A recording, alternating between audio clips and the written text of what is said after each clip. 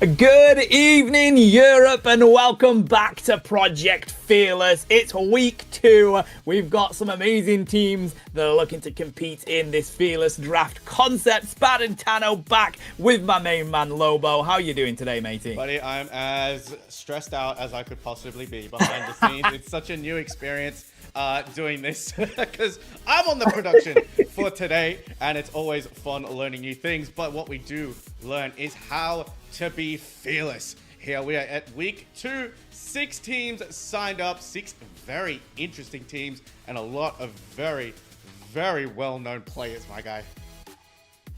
That they are, and chat, don't even get me started on this first matchup we're going to be bringing you. If anybody has been watching these EU tournaments, we have the mighty Rework team going up against Phantom Forces. It's a repeat of what we witnessed at the weekend, where Phantom Forces, the last place team in EUL, came out on top of the mighty Rework squad. So they are looking for revenge here, Lobo. I mean, the Rework squad is so strong. I mean, the brother-sister duo, Rework Esports Core and Gear, across the weekend that we got to witness.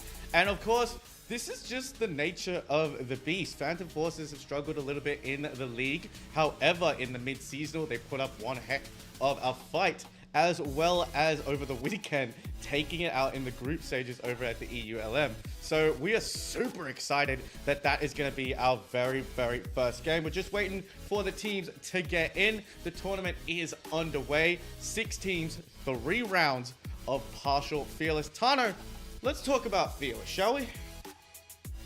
Yeah, I mean, look, we've had people screaming they want to do full Fearless, and we've been debating it. We'll have conversations, chat, don't you worry. But here, for Season 1, this is partial Fearless. The way that works, because we are following the rules that is PUACL that's going to be going on this weekend, the way it works is all Pokemon that were picked in Game 1 for Team 1 cannot be played for the rest of that set. Team 2 can still play those Pokemon until they are played, and then they are banned out for them as well, Lobo. So if we take an example, Team 1 plays Mew and Blaziken. They can no longer play Mew and Blaziken for the rest of that best of 3 set. But in the next game, Team 2 can still play those Pokemon. That's how partial Fearless works, and that is how this is going to work here at Project Fearless. Yeah, absolutely. And of course, we've had rumblings, we've had musings, we've had chats about the possible shift to full Fearless, because in a best of 3, full Fearless works quite well. Now, the way full Fearless works is that once a single person plays a Pokemon, that Pokemon is banned completely. So across 3 games, if we're going to a full game 3 situation, that is about 5, 10, 30. I mean, quick math has always been what casters do best.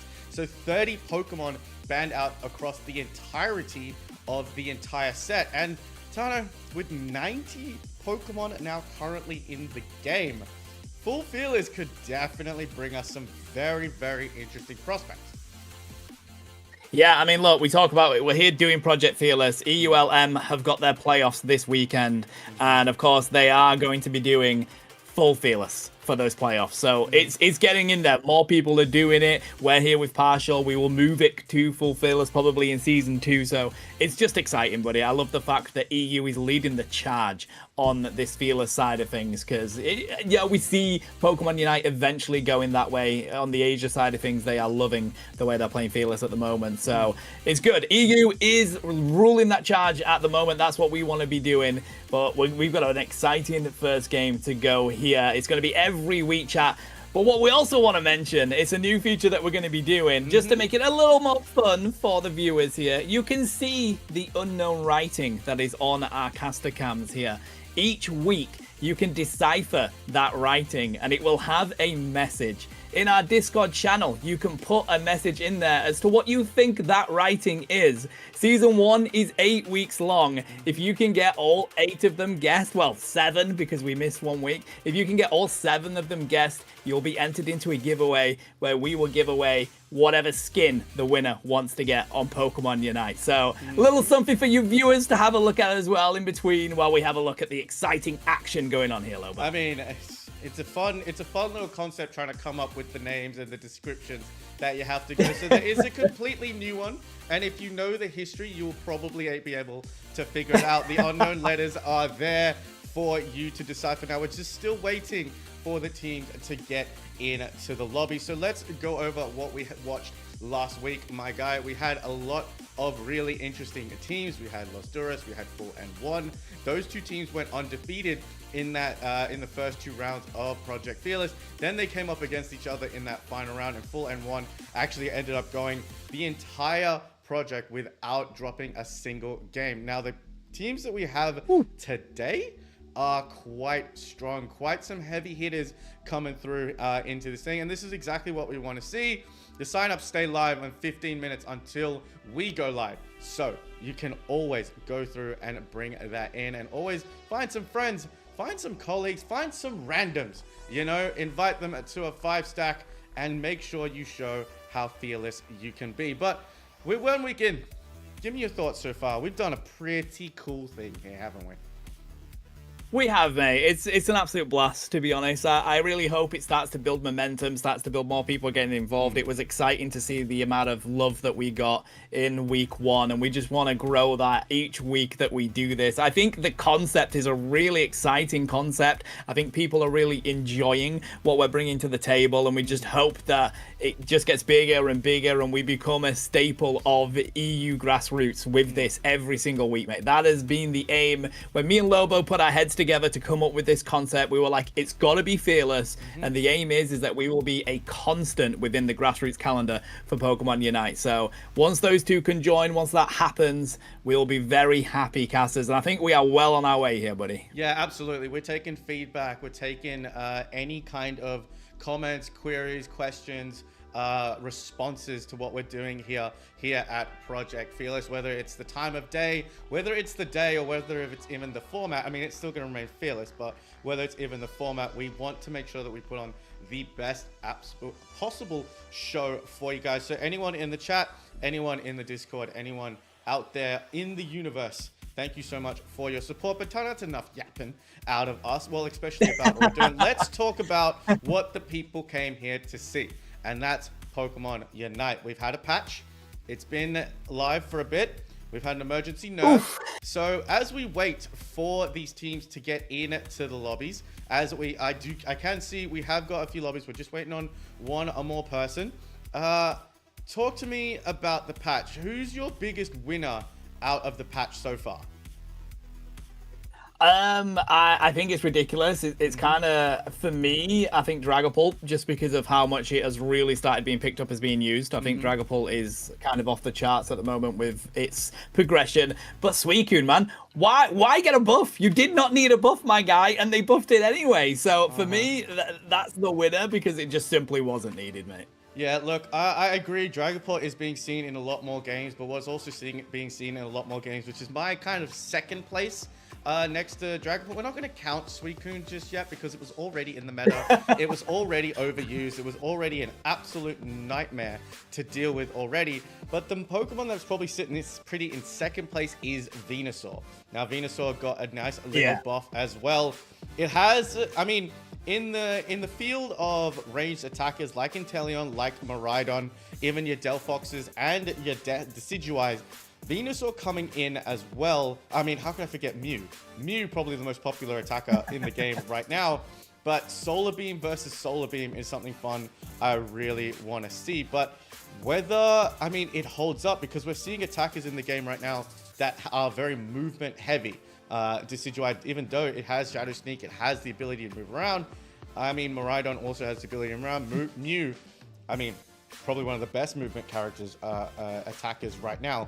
Venusaur could fall off just because of its slowness. So, I mean, I think attackers are winning in this patch. We still haven't seen much Gardevoir. We have seen Cramorant come to the forefront. But now, let's talk about the most unnecessary Pokemon that we've got here. Zapdos. It got nerfed. It wasn't enough. Yeah. It could probably be a little bit more, mate. I definitely think it's effective. I think the nerf was good. maybe just tweak a little bit more out of it. Zapdos is the very definition of a glass cannon, mate, in this game right now. If you can get on that Pokemon with some good speedsters, or even all-rounders, to be honest, and we've seen the rise of Pawmot in the game right now, we've seen the rise of Ceruledge, like, if you can get on that Pokemon, you can KO it very quickly, but it is going to do an insane amount of damage to you as that happens. So I'm with you. I'm glad it got nerfed. I think maybe a little bit more, but I'm kind of on board with buffing more of these ranged attackers, mate. I mean, we were having a debate about it last night. What meta do we prefer? The defender all-rounder meta that we've had so long in Pokemon Unite, or do we prefer this attacker meta? I think attackers are quite difficult because they're those kind of Pokemon where just a little tweak too much and it becomes infuriating to play against it. So it is a tough tweak, but I want to see more attackers get the love that they deserved. I will forever be proud of the devs finally fixing Cramorant and making Cramorant tournament playable, mate. I mean, I'm very excited. The fact that we have seen Cramorant is such a good thing to see. It's got great movement, it's got good crowd control, and it's got good area of effect damage. I mean, of course, but the one thing, I mean, it's really interesting to see attackers in this spot right now. The two attackers that I really wanted to talk to you about, which, I mean, they are the more popular attackers. They've been around since Season 1.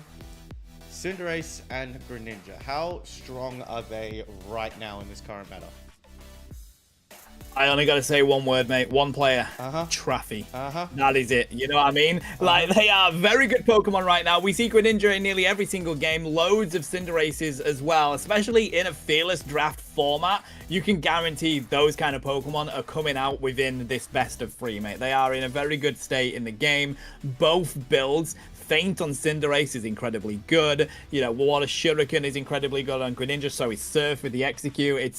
It's one of those where they've really brought back Greninja and Cinderace to be playable in lane as well, my guy. Doesn't have to take the central area. The recent buffs on Cinderace has meant that Scorbunny and Raboot are very capable of doing damage in that lane. So shout out developers, man. Let's see, we want to give Traffy as many buffs as they can get. They're a hell of a player, man. Yeah, look, I mean, they're very fun to deal with. We are seeing a lot of Cinderace, we are seeing a lot of Greninja. I like the place that both of those Pokemon are in, because once those Pokemon get rolling, it's really hard to stop them as well. I mean, we're so close, guys. We're so close to getting in to our first game. I do apologize for all of the yapping. We will get underway because this first game is going to be an absolute doozy. Phantom Forces versus Rework Esports. So I'm very excited for this one. But we also have to talk about, before we stop yapping and get casting, Articuno and the Johto starters, my guy.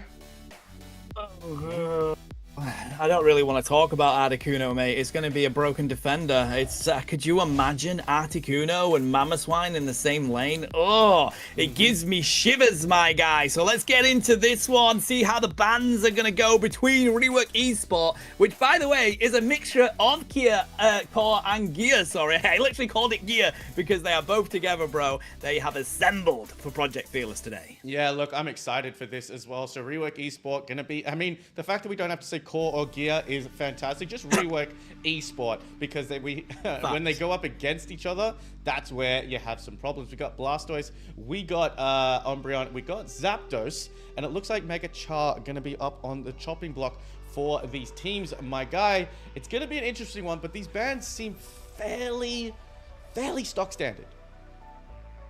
They do, expected, to be honest. I mean, it is Fearless, so you're going to have a situation where, all the Pokemon that are played, you don't have to entertain the idea of banning them in the next game, but all of these Pokemon right now, very, very strong in this meta, mate. And that is the joy of Pokemon Unite in the stance it's at right now. Yeah, defenders are strong, all-rounders are very strong, but there are so many Pokemon that can take that ban spot. That's the state of the board right now. Let's see what Rework Esport want to come out of the gates with, as Alito's going to take the all-important Psyduck. I mean, Psyduck's so strong right now, and you know what?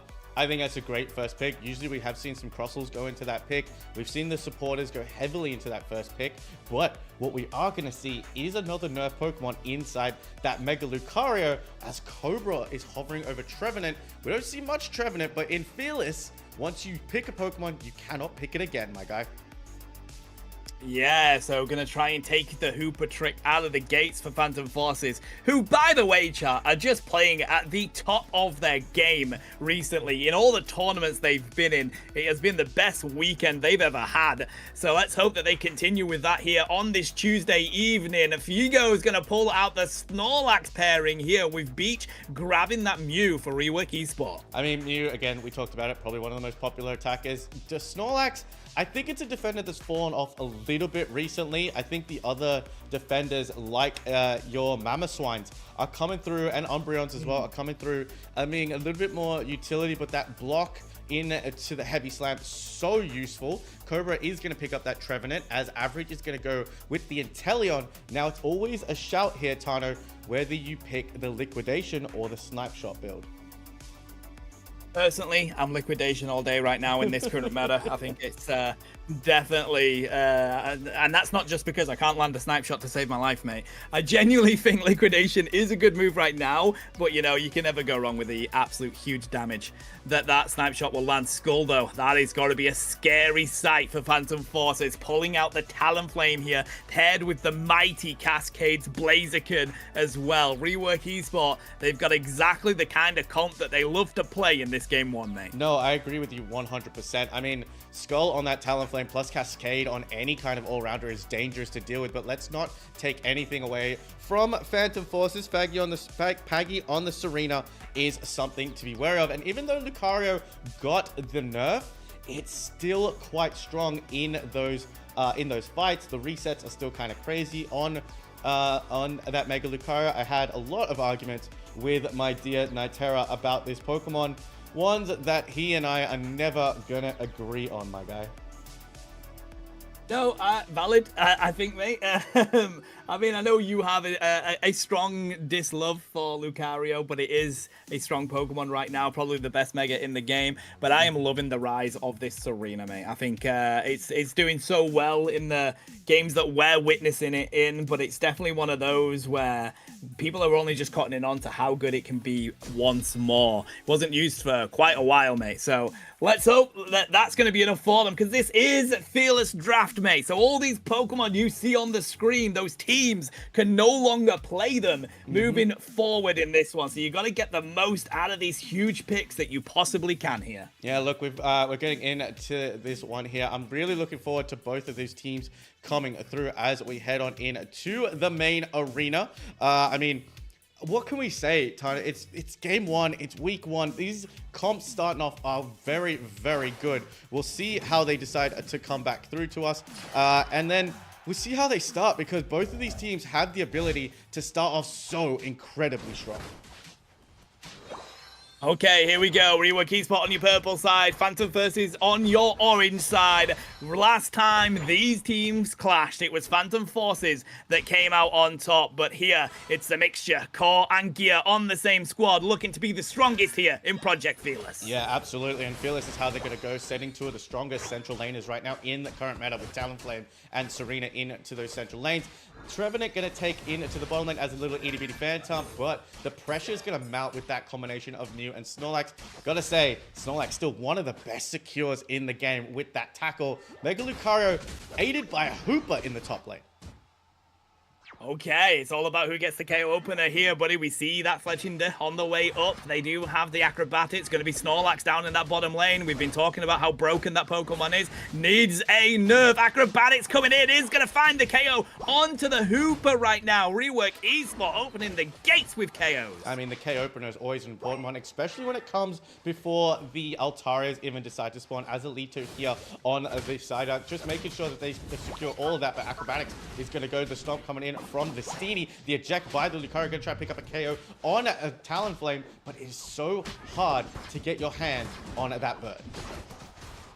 That it is. This Lucario is going to fall as well. Rework Esport just picking up where they left in the previous tourneys, bro. 26 points on the board. Phantom Forces, though, they're managing to get some things cooking right now. Just need those extra little bit of levels. Down in this bottom lane, it's incredibly tough against a Snorlax and a Mew, so it's no surprise they've really managed to limit getting this Trevenant online. No, absolutely. I agree with you 100%. As soon as it does get online, though, Trevenant is very, very strong. It's able to sustain, it's able to displace, which is exactly exactly what you want from a defender right now. But in that top path, Phantom Forces is really looking to put on the pressure on to Cascade on that Blaziken. But in the enemy team's central laner, they're going to go for a little bit of window shopping, get Talonflame online. Regidrago has spawned, but nobody's showing that Pokemon any attention just yet. Not, bro. And I mean, to be fair, they want to concentrate on getting some points and getting some more KOs. It's so close in these early stages of the game. It's all about who gets their power spikes online quicker. And I do like this rotation from Phantom Forces. They do now have Trevenant down in that bottom lane. Going to leave that Drizzle to hit the Inteleon, looking for a quick KO up here. But it is going to be the pairing of Psyduck and Talonflame that proves to be too much for Phantom Forces. And Mega Lucario is sent back to Nurse Joy. Is going to be Serena that at least keeps them up in this fight, Lobo. I mean, the Queen is looking to struggle right now. Talonflame takes the sky one more time. It could be a KO on the Serena as it does. Up you go, down you come, but Serena able to dodge. Cascade is back, looking to make some damage happen with those fiery fists, but so is Lucario. This all-round battle is going strong, but Serena, the Queen, coming out on strong. Inteleon chasing with some snipe shots. Reggie Roulette time. It's come and gone. Tana, let's see what these teams have rolled bottom and top side for these Regieleki. But Phantom Forces don't seem to care at all. They're just going to score in the face of rework. Loving these snipe shots from Nepti. I'm hoping that they're going to be able to land a couple of them at the moment and find the crits that they're looking for, but they are at least putting a little bit of pressure on rework here. Neil says Serena as they go up with the Queenly Ascenders, looking to see if they can find a KO. At least keeps them in this fight as they dive back in here, bro. We're going to be a headache from Psyduck, though. Buys a little bit of space, and it is going to be rework that come out of that one feeling rosy. Yeah, they are, but Inteleon is going to take the Regidrago as well off the board. That's going to be a good amount of experience and quick scoring for them. Top side, it is a Regia Ice that's going to go to the side of Rework Esports. So, I mean, Regieleki not being shown any love right now. No, I think like it's one of those where you kind of got to think, what do you want to do? I think Phantom Forces should look to counter lane this. The push that we're seeing from Rework Esport is massive here. Push down to that bottom lane, take the Regieleki, but they've kind of lost the opportunity now. The gate is open for Rework to get a quick rotation down here. They're going to have to take a team fight as we see the rotation, but Frigo is just getting ready for Inteleon coming in, matey. They're getting prepared. A good push away with Psyduck onto Trevin and tries to get back using the Horn Leech. Flame Sweep's going to come through as well. Too much damage, says Rework Esport as they continue to land it onto Phantom Forces. Full power Sai is used to reduce a huge amount of damage coming Rework's way. Mystical Mirage used as well just to make sure no more damage lands onto their teammates. It's a double KO for Mew as Rework continue to clean up down this lane. I mean, Inteleon had to pop that eject to get out and just turn around and try and pop some snipes just to put pressure on.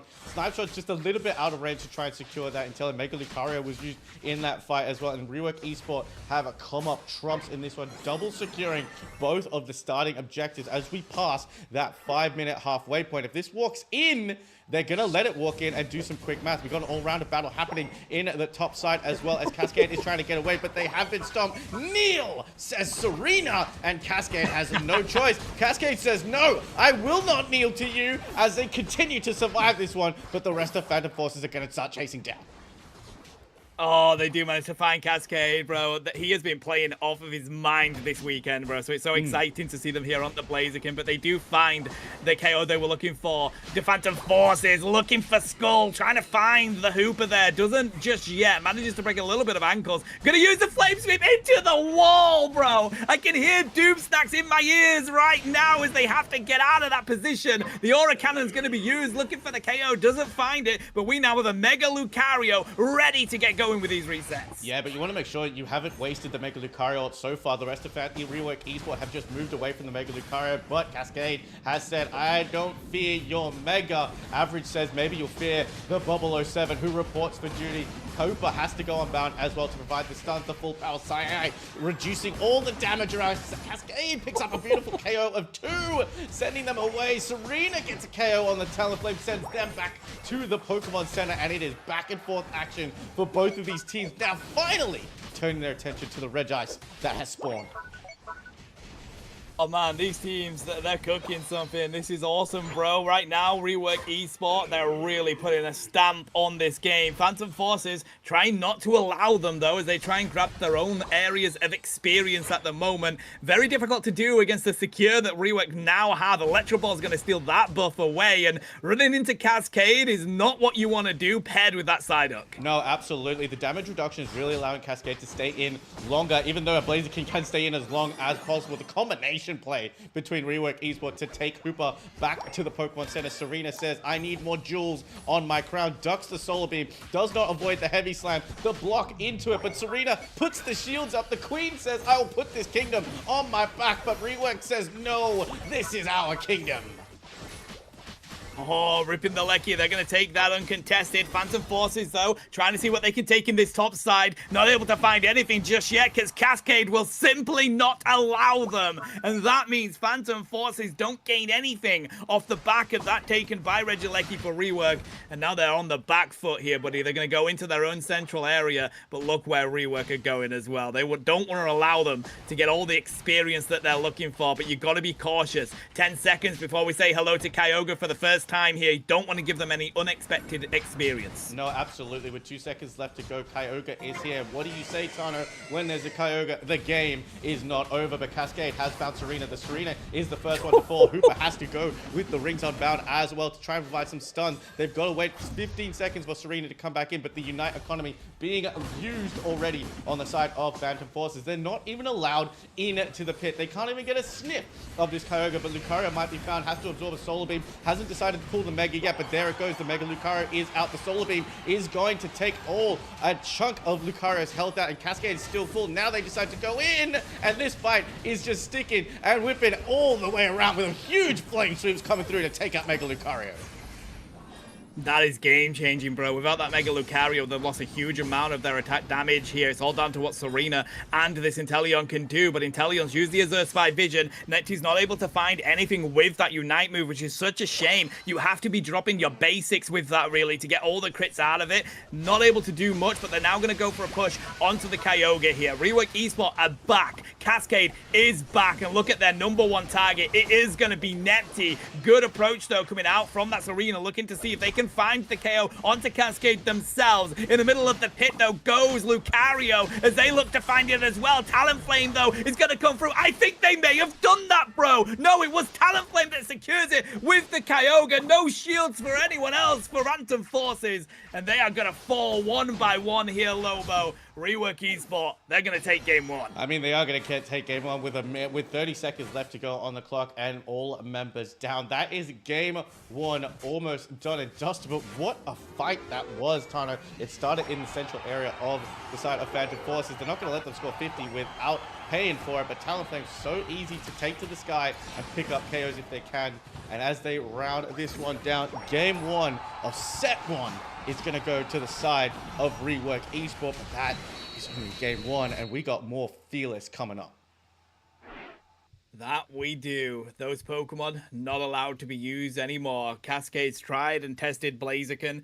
Cannot be used for the rest of this set, bro. But they've got plenty of Pokemon up their sleeves that they can pull out in this next one. It was a good game, though, I must say. Phantom Forces played well. It's just Rework Esport managed to build the momentum that they were looking for and really capitalize off the back of it, mate, coming into that late game. Yeah, as soon as we have a look at this one, my guy, it was very, very close. And you and I always say that the stats don't tell the story. It was back and forth fighting between both teams. It was back and forth action between both teams. You have a look at the graph as well. Only less than 100 points at that 8-minute mark when the Kyogre was up. But the way that Rework Esport managed to play that was quite well done, not letting Phantom Forces in to the map whatsoever.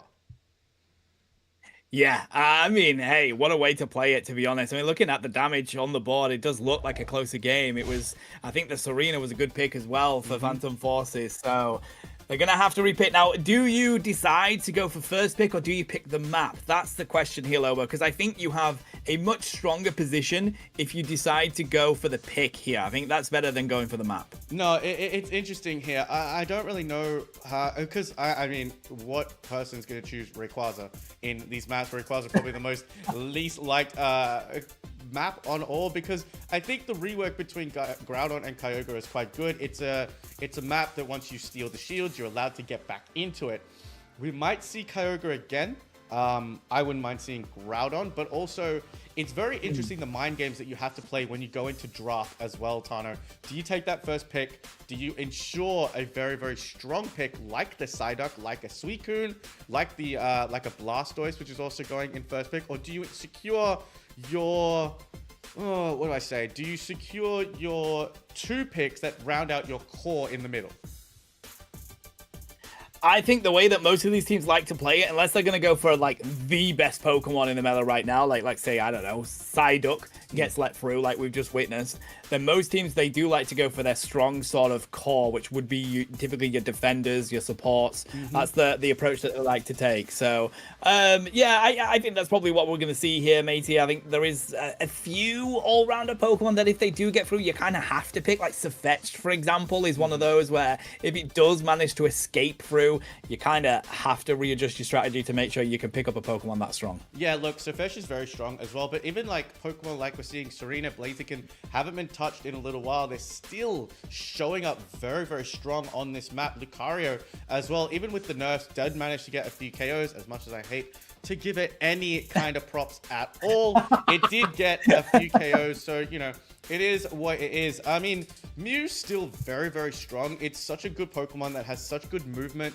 such good attack damage, and then also its utility. You know, early game, you go with the coaching. It heals Mew up. It allows them to teleport and assist. Light Screen just able to push everybody back. It's a Mine Wall that's malleable. And then once they hit any of those moves, whether it's Electro Ball or Surf, through the Light Screen, increase damage all the way around. And as well, the Mewsted Auto, just be able to chase down a Pokemon that is in your range and so far away from you. I mean, it's so good, and I can see why it's being picked up, but we're about to head right back in to game number 2. My guy, let's get into it. What I gotta say, mate, is that I think Lucario's lawyers are gonna send some cease and desist letters to you, mate. You gotta be careful with the slander over to Lucario. You know what Pokemon's like, bro. Let's have a look at these fans. My Mimikyu lawyers are on hand. They will defend me against the Mega Lucario lawyers. Bring it on. But we're gonna go in. Sirfetch'd is gonna be picked up first for this one as well. I like that pick. It is a Pokemon that is very, very strong right now in the current meta. That it is. You really do have to ban it out. We've already mentioned, haven't we, that like it's one of those Pokemon that you have to pick up if you have the opportunity to do so. So definitely the right approach here by Rework Esports, who are going to stay on that side. So it kind of gives us the fact that Phantom Forces have either decided to go second pick or have picked the map here. Second pick does have its advantage, Lobo. You do get those 2 really strong picks out of the gate. Yeah, but what's interesting here is Phantom Forces have gone no pick at all. No ban pick in that first slot there. So it's going to be a Psyduck being banned off, Blissey and Sirfetch'd, as well as Mega Charizard Y and Lucario going to get banned off as well. That's quite interesting, my guy. That is. I wonder if that was a misclick or if they're just like, let's try and open up another Pokemon to come through. Does mean Nepty gets the Zapdos here, bro. So they did go first pick. That is huge for Phantom Forces. Yeah, but this is also kind of ridiculous on this side as well, to pick up a Blastoise and possibly a Vaporeon coming through. I mean, you know, Phantom Forces decide to go first, Rework Esports, and I think they picked the map, which is going to be the Groudon map. So Blastoise, Suicune as a first and second pick is kind of strong. That's cyberbullying, mate. Being able to pick up those Pokemon that early, that combo, that makes me want to uninstall the game. That combo is that strong here, mate. They really have to capitalize on that. This early game has to be really strong for Rework in that top lane. No, I agree with you 100%, but just depending on how Rework decide to play this. I mean, we talk about Cascade's all-rounder picks all the live long day, and Garchomp is pretty up there, my guy, because it got a Rework. It's very, very strong right now, and to be paired right now with Latios, who's also a very popular supporter. I mean, I don't know about you. I don't think Latios' stats as evident as the rest of the supporters that we have in Pokemon Unite. So it's got Dragon Cheer, it's got the ability to go with Mist Blast as well as Mist Ball, which is quite a unique combination. But a supporter that we do all know way too much about is that Eldegoss that Kaya is hovering over, and we're gonna see the Ninja Frog. Yeah, I think this is a great comp that we're seeing from Phantom Forces here.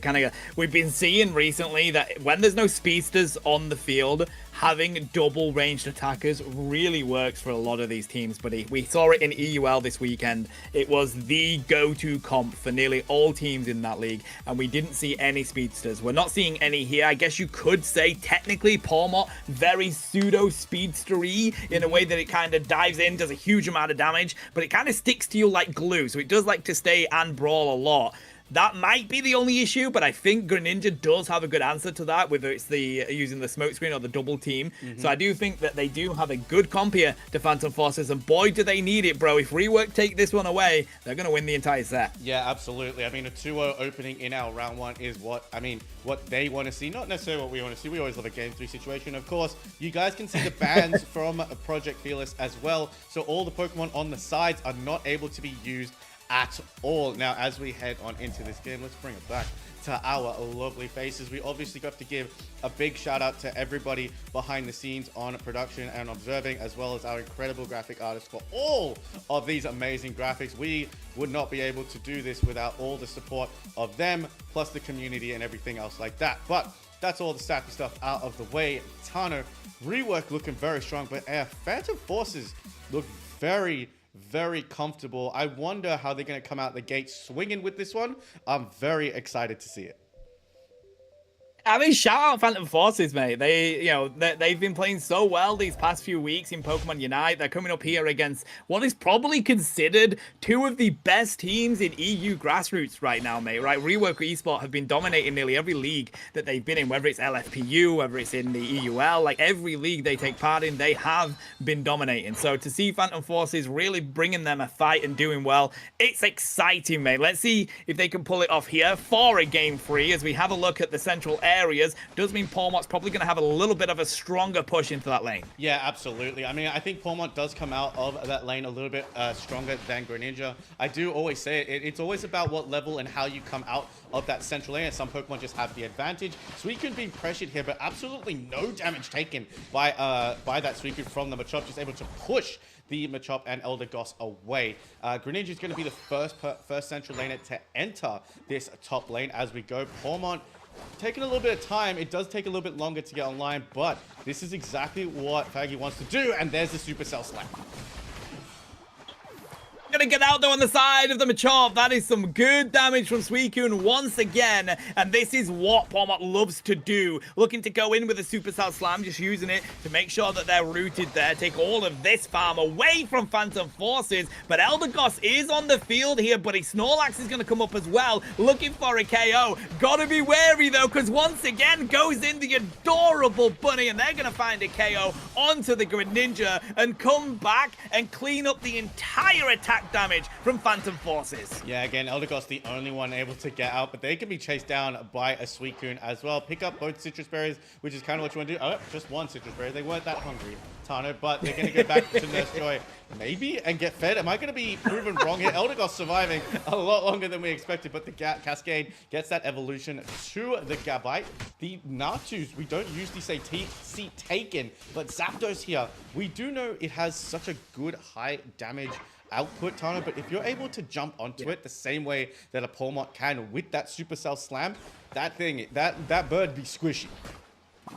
That bird do be squishy, my guy, but it's going to be a job for Pawmot to get onto it. It needs those levels first, and it means that there's a little moment in this game where Zapdos can really start to clean up. But again, brilliant push coming in from Wartortle, mate. You see them dive in with their headbutt, pushes them away, and that means that is a cleanup for Wartortle. Rework Esports really beginning to control this early game. I mean, it was so picture perfect was that Supercell Slam, but now they're going to go in on to the Greninja as well, who's using, I think that's the Water Shuriken coming out as well into the double team. The damage is there, but Supercell Slime's going to go in. You get that assisted, but into the suplex coming out from Machamp. They're fighting here, and Eldegoss is keeping everybody nice and healed as Greninja able to just make some space and put on that extra damage. Cascade in a bit of danger, and that's why you don't jump onto Pawmont, because those boosted autos just do so much damage. They really do. The combo you get from Pawmont, I've just started playing it myself, mate, and it is incredibly good. Able to get out of the surf here. He's going to be Zapdos and Snorlax, and they really need to capitalize on this average, trying to do what they can to drop that damage. Cobra just here to protect their ranged attacker, but there's two objectives on the field. That Regidrago is now going to rotate up to the top side as well. Does find a good KO onto the side of the Latios, but look at the flank we're seeing from this Blastoise, mate. Trying to get around and get a surf onto Zapdos. Bodies the Greninja and is like, I need to get out of this position here. Again, cannot find the dive onto Zapdos just yet, but Cobra looks like they may go down. Trying to stop them is going to be Skull as they go back in. One of a Shuriken is used as well. Not going to be enough to find the KO for Pawmont, though, because Zapdos cuts them back to Nurse Joy, and they continue to fight over a Regice down here, my guy. Hydro Typhoon's going to come on out. They have managed to find the KO on Greninja, and it looks like Rework are going to bounce back to be able to control this bottom lane. I mean, all of this pressure is coming up from the side of the Blasters. These surfs, these Hydro Pumps, these ejects.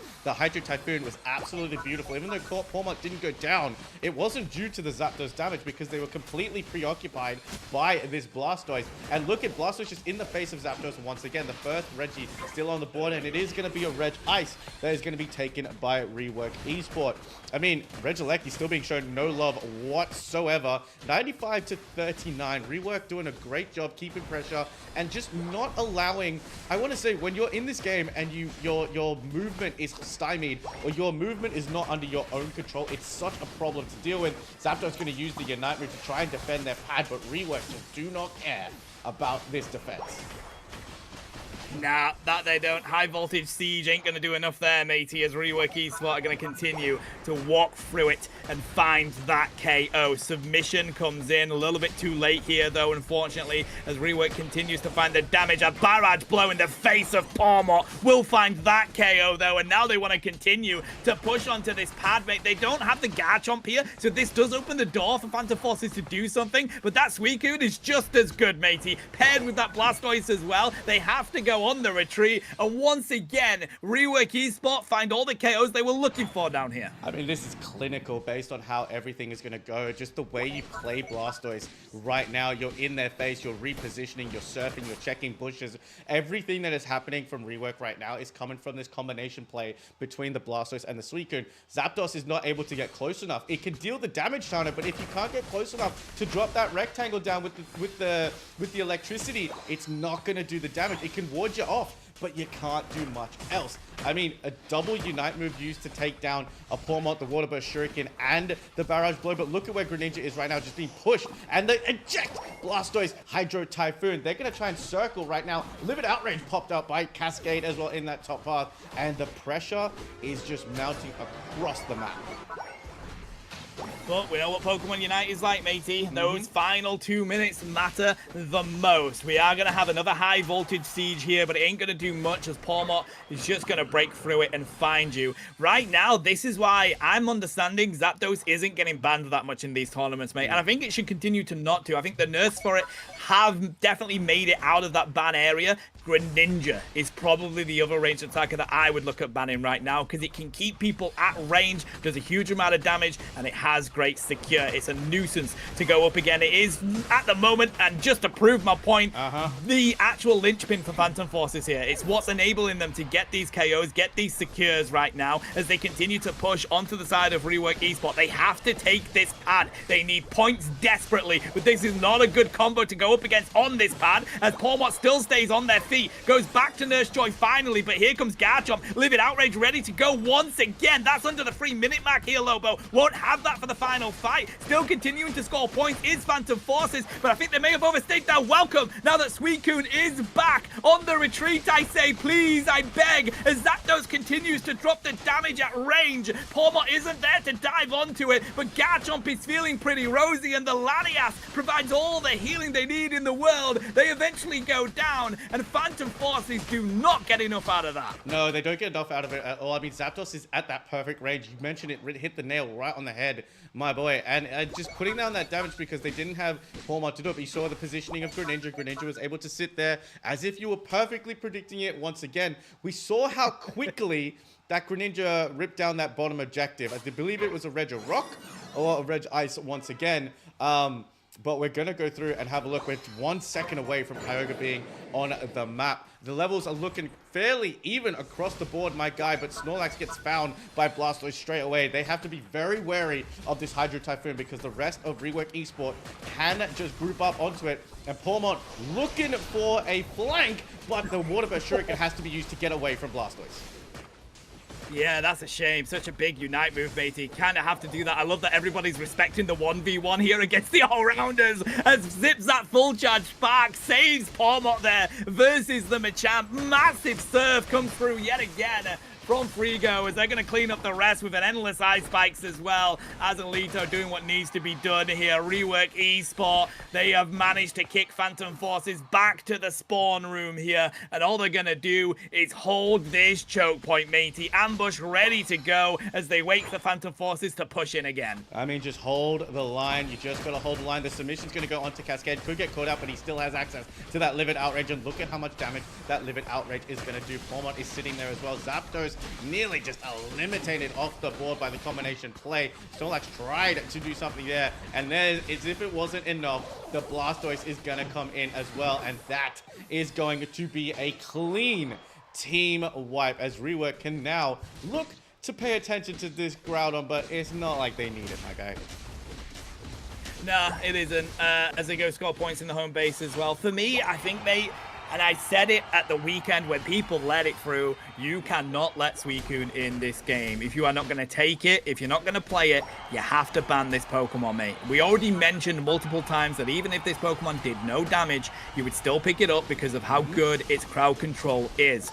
They buffed its ranged attack capability because they felt like it wasn't doing enough at that stage, and now it does a huge amount of damage as well. It's such a strong Pokemon paired with what Rework Esport have for it here, and those freezes paired with the incredible Blastoise play have been a little bit too much for Phantom Forces in this second game. I mean, the Blastoise was, for me, the key for that one there, Tano. It was so strong. Early game, we saw it beautifully, even as a War Turtle, using that Skull Bash to reposition behind the Zapdos. Zapdos has not that much movement either. We talk about it. Range attackers need that extra movement to come through, and it is a fairly slow Pokemon to get around the map. Early, when you're in its range, you have to be wary. But Fuego on that Blastoise was unbelievably key to that game.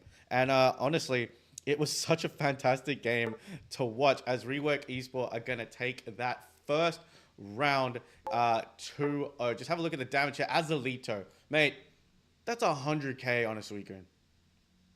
I rest my case, bro. I rest my case. Like, Your Honor, that Suicune. The defense rests.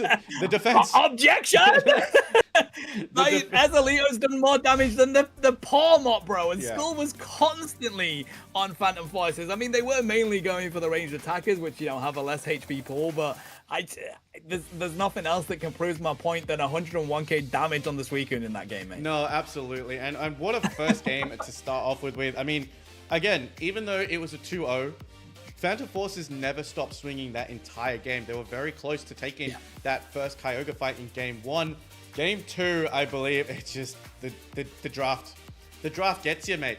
I mean, Suicune and Blastoise, I mentioned, they went in the first 2 picks of the draft. And I mean, I'll be honest, with Vaporeon was still left on the side of Phantom Forces. There were a lot of strong Pokemon that they could have picked up. But, I mean, that's going to be us for game 1. I think we're going to take ourselves a short little break as we have the rest of the rounds finishing off. We'll give you guys an update of that as soon as we get back. So stick around. We're going to go into round 2 of Project Fearless Week 2. Don't go anywhere. We'll be right back.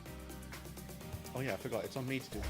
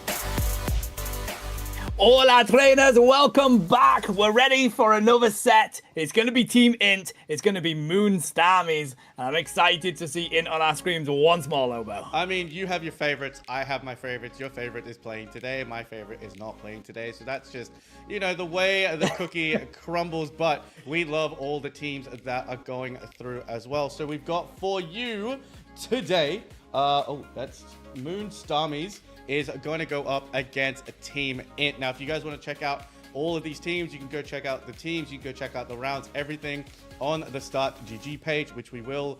I think, Tana, we might as well just pin that in the comments whilst we get all of this stuff going so that you guys can have a look at it. Tana is on it whilst I'm looking at all of the scenes and whatnot. But this is an exciting one. I mean, I have absolutely loved watching Team Int. I understand why you like them so much. They're such a fun team to watch, and getting to know all of these players and all of these teams across the entire board.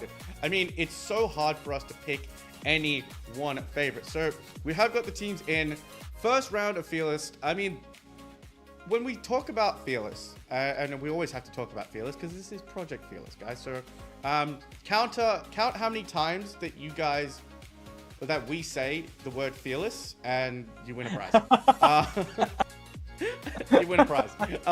But I'm curious, the bands, the traditional 6 bands that we have for the regular Pokemon Unite, not Fearless, that's one. So talk to me about those, because those don't seem to be changing quite a bit or at all. Sorry, mate. I'm not gonna lie. I was too busy telling Pancakes what to play in this next game in the chat. No, they don't change that much, to be honest, mate. Like the Megas typically go in there. A lot of supporters and defenders get put in there. I think with Fearless Draft, you do typically want to end up with the core ones that you're just not gonna want in any game. Safetch will continue to be there. I think Psyduck should be there. I think Suicune should be there. You know, I think they should be the core picks. Unless you're coming up against a team that has one fantastic player on a certain Pokemon, and you're like, we got to take them off that. We can't give them that. Night on Glaceon, for example, from the weekend's games. Like, that's something that you've got to entertain, mate. So, yeah, I do expect them to continue to be like the core kind of picks around Fearless Draft as well. No, absolutely. I agree with you. But, you know, the Megas right now are a hot spot of contention, because as we were casting, you know, whether we cast the official broadcast or whether we cast the EULM, we're casting a lot, but we're seeing the Megas, especially after the latest patch, they're not as priority picks. You know, we're seeing Mega Charizard Y right now, which is the main priority pick that is being put into the ban jail, but Mega Gyarados and Mega Lucario are being allowed out. I mean, Mega Mewtwo Y, Mega Mewtwo X, not even getting a look in at the moment, but I guess we'll see how these bans turn out and see whether these two teams ban out any of those Megas as we head on in to our round 2. Sorry, I do have to change that. My apologies. That is round 2. That's going to change on your screen momentarily. I'm new at this, guys. Give me a break. But Umbreon and Mega Charizard Y are going to be picked up straight away. Yeah, okie dokie. No wonder at all, bro. Umbreon, another good example of a Pokemon that is just so strong. Want to keep that out of the game. Same with Safetched. Yeah, you're absolutely right with the Megas. I mean, you will continue to ban them out because they are still stronger than typical Pokemon. But it is that Mega Lucario that still proves to be a big issue. Although changing the reset on it in the most recent patch was a huge shout in the right direction, matey.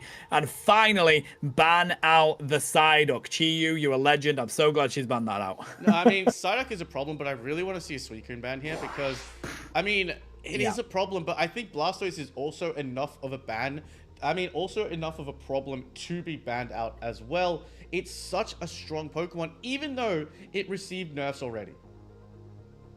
Yeah, I mean, now Suicune is open. That could be picked up here, and I think you kind of have to, but so is Zapdos. If you want a ranged attacker, buddy, right now, it doesn't get any better than that one. Let's see what Team Int want to do, because I may have had a bit of an influence on what they want to be playing in this set. Let's see whether they want to do it in round 1. I mean, the fact that, you know, we can interact with chat and tell the teams what they should play gives us a little bit of power that's going to go to Tano's head for sure. Unless Team Int are just trolling him and they're not actually going to pick it. But I think you said Tinkerton, did you not? But however, they have decided to go for the Mute Crossel, which is such a... I mean, I think that's such a powerful combination. Usually going to be run in at that bottom lane. Zapdos going first pick is very interesting considering to see how well it was countered by rework in that game 1, but Snorlax and Suicune, oh boy. And I don't think Pancakes is going to disappoint you. That was an instant lock-in. Pancakes, my legend, bro. They got the comfy as well. Oh, Team In are getting filthy with it here, buddy. And they've got Zika just to pick whatever Pokemon they want to bring out on that last pick as well, mate. Moonstarmy's here, though. They're building up one heck of a comp. You can see that Suicune paired with the Snorlax, the best front line for that Zapdos, and for this I was gonna say Cinderace and Cerulean paired together there, bro. Paired with this Chandelure and the Buzzwole, bro. That is a brilliant comp from Moonstarmy's, but Zika is here on my Gengar, bro. Are they gonna go for the Hex? Is this gonna be Reggie 2.0 for Team Int? I mean, they are just trying to curry favor with one of the casters. By the way, I do accept bribes for those of you in the chat for any kind of picks, but I mean, I love this combination. We don't see Chandelure get played quite a lot as well. So, I mean, I want to see it because it did get a buff. It is quite strong. I think both you and I have tried to play it as well. Buzzwole is a Pokemon that I feel has fallen out just a little bit just compared to the rest of the Pokemon, but still very, very strong. Whether you decide to go that Leech Life moveset or the Slam. But, I mean, what an interesting comp. I don't think Gengar is going to be stopped by that Suicune by any means necessary, Tano. But talk to me about it. Let me put you on the spot. I mean, I already know the answer anyway. On paper, where's this game going? The thing is, like, on paper... No. I asked you a simple yes or no question. I asked you... like, hey, Bro, you asked me on paper. On paper, it has to be Moonstarmy's. They do have a comp that's more rounded against this. But, Team Int, my guys. You can never count them out. They've got a Gengar. They've got a comfy Tinkerton. I'm going that way, bro. I'm going that way. And we'll see if it's going to go the way that Tano predicts. I mean, Moonstarmy's are going to be on your purple side. Team Int going to be on your orange side. Gengar going to go nowhere else but that central lane. Chandelure going to take the central lane for the side of Moonstarmy's. And, bro, I'm pretty sure that's where you need the Chandelure to go because even though it got the buff, it does still require a lot of levels to evolve. But they're not going to let Gengar or Ghastly have their way because Snorlax has something to say about it. And they take it! This is smart, buddy. Smart play from Moonstarmy's. You know, in that central area is going to be a Pokemon like this Ghastly. The thing is, though, you only really need to hit Haunter to be really effective on this Pokemon. So let's see whether it's going to be enough. Dwebble has been pulled into that central area as well, trying to see if they can stop this Beatty doing whatever they want to do on this Snorlax, bro. They're going to get a KO here, I'm telling you.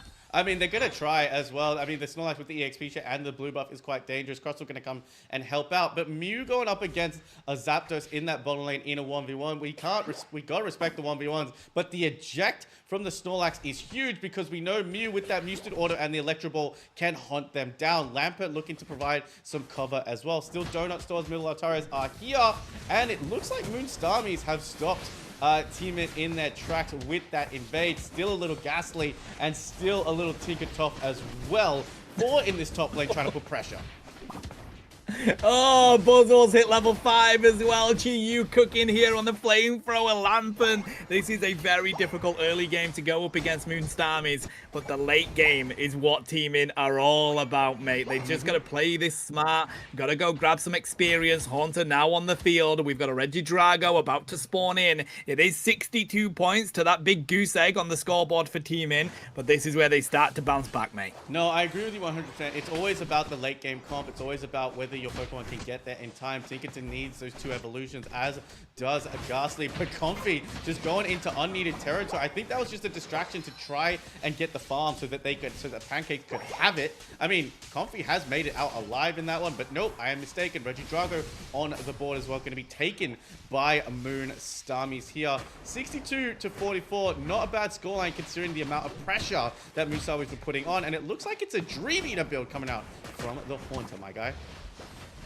You know what? I actually love that. I think Dream Eater is going to be so good for the resets against the squishies here, because the biggest issue is how much damage that Chandelure and Zapdos can drop as you try and KO it. Even in that Hex build, mate, you ain't going to be able to do that with the resets of Dream Eater. So that's a good shout here from Zika. Let's see whether it's going to pay off for them, though, because it does mean it's not as effective against Pokemon like this Suicune. No, absolutely. Suicune's just going to, as soon as Haunter is available, it's going to get caught in that Whirlpool, and Buzzwole can do what they need to do as well. Slowspoke going to be popped by the Tinkerton, gets slammed by the Buzzwole, but that Comfey is keeping them alive, and a beautiful strike by the Mew to pick up that KO. Bottom side, Regiroulette going to be in the top side, is going to be a Registeel that's going to go to the side of Moonstarmers.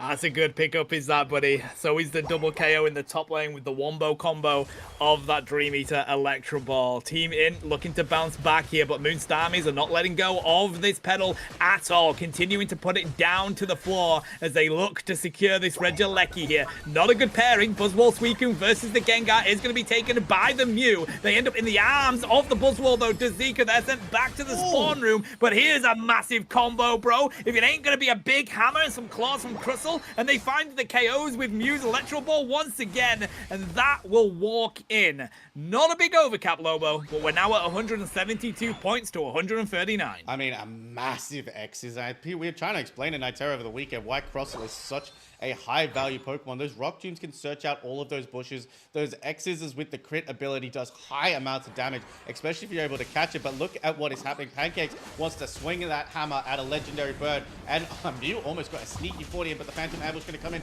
as well, and that is not what you want to be if you want to beat a Zapdos. Zapdos somehow surviving all of that, but it is Crustle that is the first one to fall. Zapdos being put to sleep and finally gets taken down as well, but Gengar falls for it. Mew had to fall back all the way to that pad. I mean, a pad that is no longer existent to try and put up a little bit of a defense. Regieleki still not being touched, and that's the second game right now, Tano, where Regieleki has not been shown that much importance.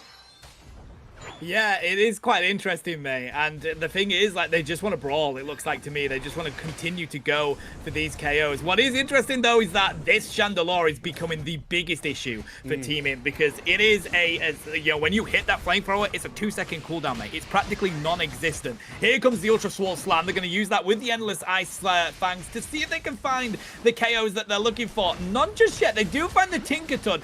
Did have to use that Friendly Fields forever, though, and that does mean that the rest of them are going to go down. You buy one, you get one free, mate, and that's exactly what Moonstarmies just did. I mean, you need a mid-season sale on a Pokemon Unite, and it comes in the forms of KOs. Regirock is going to be the second Reggie of choice right now, and you're perfectly right. I like the fact that Chandelure has barely been touched, not only because of the front line that they've got with that Suicune and the Snorlax, but Zapdos is the more primary target for both of these teams. However, Team It do have a way to get to that backline, which is that Gengar as well, even using that Phantom Ambush to get on to their respective Ghost-type Pokemon. But Moonstarmies don't really care about Regieleki because they're just going to counter-score whatever's going on and sending this to a double. They have doubled the side of Team Int. But Team Int, they have this late game. They know how to play, and they have come back from these kind of situations before. Again, wombo combo from Team Int here, going to pair the beams with the Gengar as they look to cause chaos. Mega Hammer now in the middle of this fight. Look how big the hammer is, my guy. They're going to drop the high voltage siege from Moonstarmies as they try to defend this pad, but not allowed, as Team Int are going to push that Lecky in and score points. They have to use the Ultra Swole Slam to find the KOs, and whilst they did get a lot of experience from taking out the KOs on Team Int there, they've done enough. They've got themselves back in this game from the scores. Another 40 dunk in that bottom pad as well, matey. That was a good push from Team In. Yeah, absolutely. They've gone from the score being almost double right now, and they're only going to get a 22-point overcap, which isn't going to take it too far. 70-ish points between these two teams as we close in on the final stretch of our first game of round 2. Now, the global experience could go to the side of Moonstarmies here as they decide to focus on this Regidrago. Let's take a look at these levels real quick. That's a level 13 Chandelure coming up. A level 10 Suicune, but I don't think levels really matter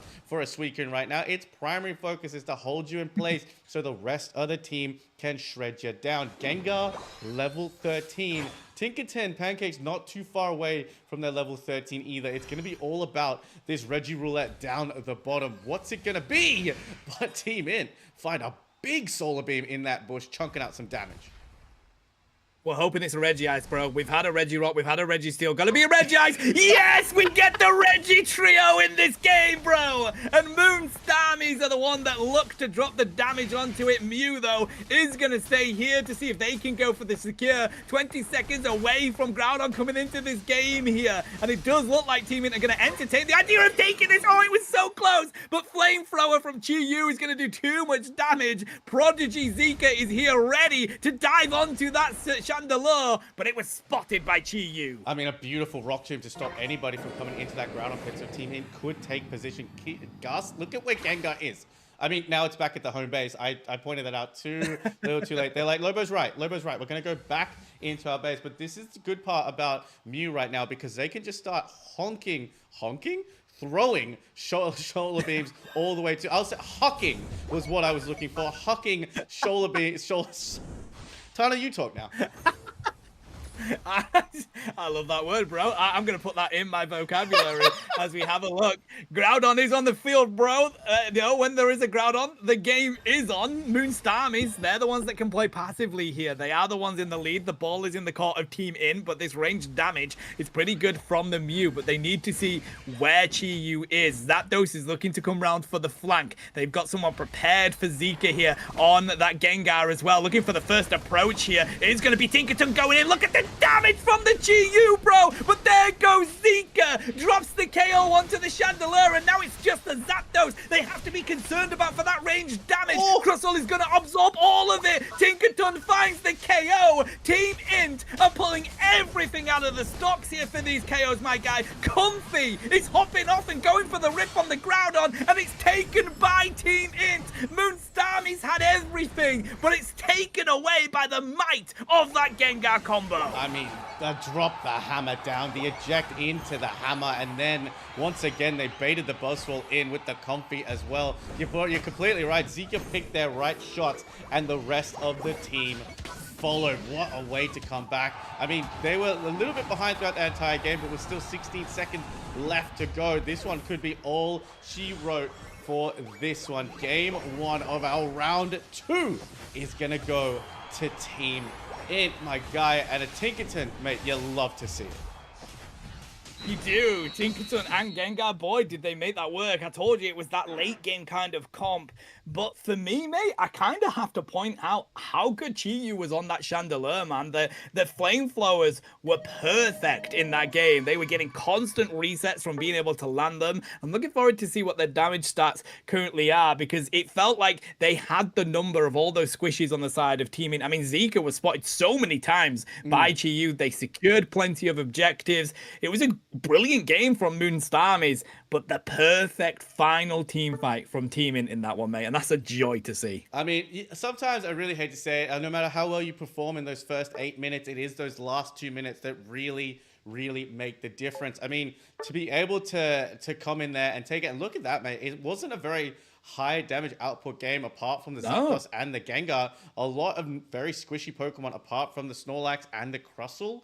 I would say Pancake's putting up an impressive 47k, and again, picking up 2 KOs at that Groudon pit on the targets, which I believe was the Zapdos and the Buzzwole. Taking them out of that game was majorly impressive for that team. So I'm very, very excited to go into game 2, because as we know, my guy, what was played in that game for that team is going to be completely banned off right now. And I guess we're just waiting for Team Int to tell us what, to ask you what they're going to play next time. So why don't you give us a little insight? Why don't you give us a little insight as to what you're going to make Team Int play next?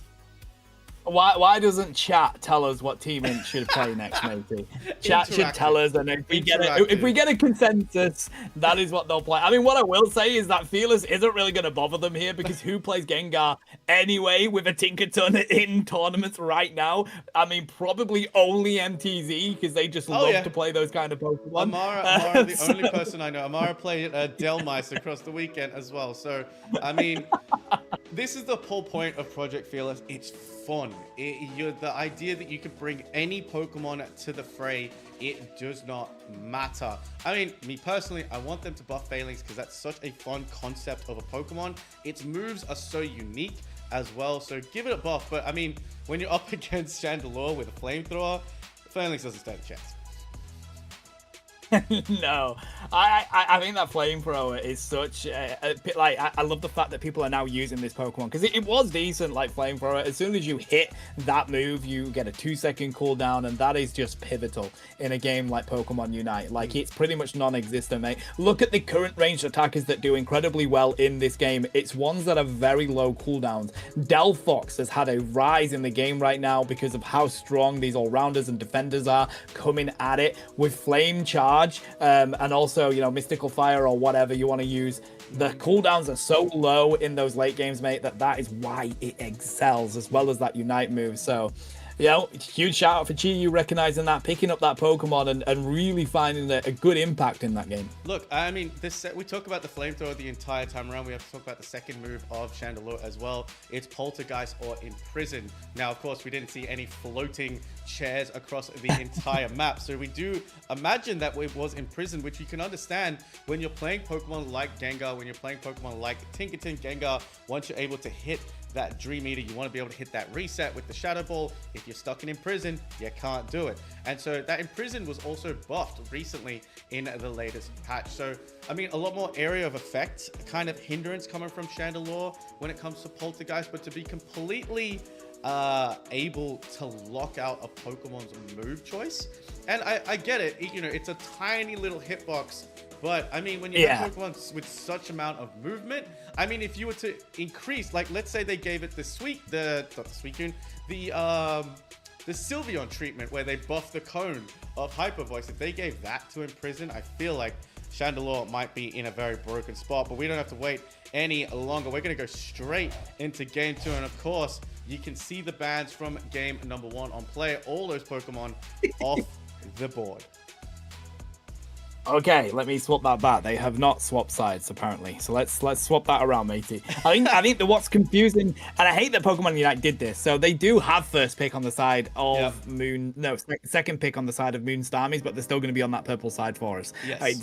It's confusing that they now do that, bro. But anyway, looking at the bans, Zapdos banned out, Sirfetch'd banned out. Gonna get goodbye to that Charizard Y, Blastoise, and it looks like Psyduck might be the last one on the chopping block for Moon Starmies. Yeah, look, it's going to be interesting to see how these play out as well. I mean, Zapdos being banned out, I think it's fine enough if you're trying to run a comp with a little bit of dive. Zapdos is not going to be able to survive that at all. Sirfetch'd just not going to get a look in at all. I think it's just so strong, especially in the hands of very, very competent players, which all of these players are.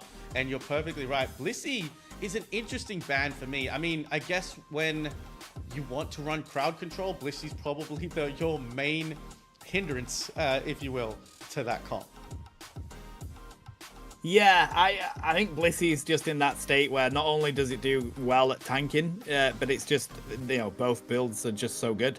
Like, it is the go-to supporter, isn't it? So you got to kind of take that out of the game, especially if you want to do quite a bit of crowd control. Now, Umbreon is going to be the first pickup here for Betty. Moon Starmies as a strong first pick. I mean, Vaporeon was on the board as well. We've seen that Pokemon doing so much, and that's going to be taken here by Elentia. And now DJ is going to pull out the Greninja so early on. That is an ambitious pick. I like it. I love the fact that DJ pulled out the Greninja. It is an ambitious pick early on, but also something we haven't seen quite a lot yet is that Miraidon that was being hovered over. Maybe we won't see it right now. It feels like Miraidon has fallen out of favor with these attackers right now, Tano. But, I mean, I was very excited to see a little Ninetales, but Han going to break my heart. Dwayne, what you doing? What you doing over there, Dwayne? Man's trying to cook, mate. Man's trying to cook. He heard what you said. He heard what you said about Amara and was like, you know what? I'm going to lock in no Dwayne Sableye. Oh, this is going to be torture for Moon Starmies if Dwayne pulls out their Sableye. No, looking for the Hooper here instead. Dragapult as oh, bro, Greninja Dragapult. That is going to be brutal. Got to have a stronger front line, though. I think it's going to be tough for Zika here because they kind of have to worry about how squishy they can be. I mean, I guess just by playing with Team Int, they might just go, nah, you guys can deal with it with that front line. Because Dragapult, I mean, it depends what moveset we decide to see. But I like the fact that Kazi is going with the Espeon because a stored power Espeon can really target down that Dragapult, especially if they decide to go Dragon Dance. But let's see what Zika decides to pick it, and it's a Meowscarada. I mean, this is what I absolutely love about Fearless Draft. There's no pressure, ain't no stress. You play what you want in these comps. Bro, I just had to scroll so far down to put Masquerada on the bands on the sheet that we use because it just doesn't get used anymore, mate. I can't believe we're actually having a Masquerada in this game. Let's go, Zika. Really showcasing the flexibility here in these speedsters, mate. As much as I want to say the sheet is alphabetical except for the new Pokemon. So I was looking for Surfetch. I'm like, why do I think that Surfetch doesn't start with an S? It just turns out we've done it for humanity's sake. But Dwayne on that Hooper is very interesting to me. You know Team Int quite well. Is that going to be a trick Hooper to really, really put more of a threat into those Dragapults and Greninjas? I mean, knowing Team Int wouldn't surprise me. I think it will be Phantom Force here. I think they're going to use those quick rotations because you've got two ranged attackers that can come into the lane and do a lot of damage. You're really going to be able to control both of them using the Hyper Force. But, I mean, it's Team Int, bro. They're clearly having a lot of fun here in this Project Fearless. They could be doing anything. They just won on Gengar Tinkerton, my guy, and it wasn't that easy of a task, to be honest. Moonstarmy's really made them work for it. So, you know, anything can happen here. No, and I like the fact Moonstarmy's entire thing is going so well. Umbreon, Machamp, Crossow, Espeon, and Inteleon. Inteleon, they can play Liquidation here, which could really target the movement of Greninja as well as Dragapult. I mean, the Azure Spy Vision, you can see the invisible target, so you should be able to see Dragapult when it goes invisible. But we're going into our game number 2. Moonstarmies need to come back into this. Team Int want to make this game point. Inteleon in the central area. We're not used to seeing that one right now, but on that team, Tano, where else are you going to take that Inteleon?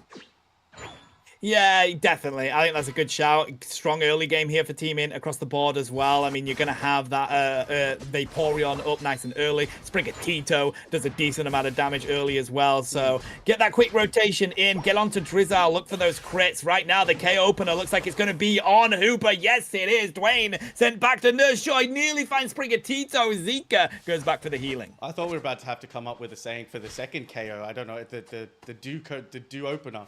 I don't know. We'll come up with something, but we didn't. We don't have to do it right now. But Vaporeon on the line here, and again, it can just stay in here and be as oppressive as you want it to be. With little Froakie putting on some pressure as well. Dracoloak online. So now, Tano, every KO that Dracoloak gets, it's going to stack. It's a built-in attack weight, and it just goes up and up. But Crosser being online, we do have to see. I don't know if it's no, it's acrobatic. So that is going to be a liquidation Inteleon once we get that final evolution. Militaris are here, and it's going to be an even trade. But now we have Machamp on the board, not going submission. Oh, it is going submission. Ooh. But the rapid fireness of Dragapult is going to be so much to deal with.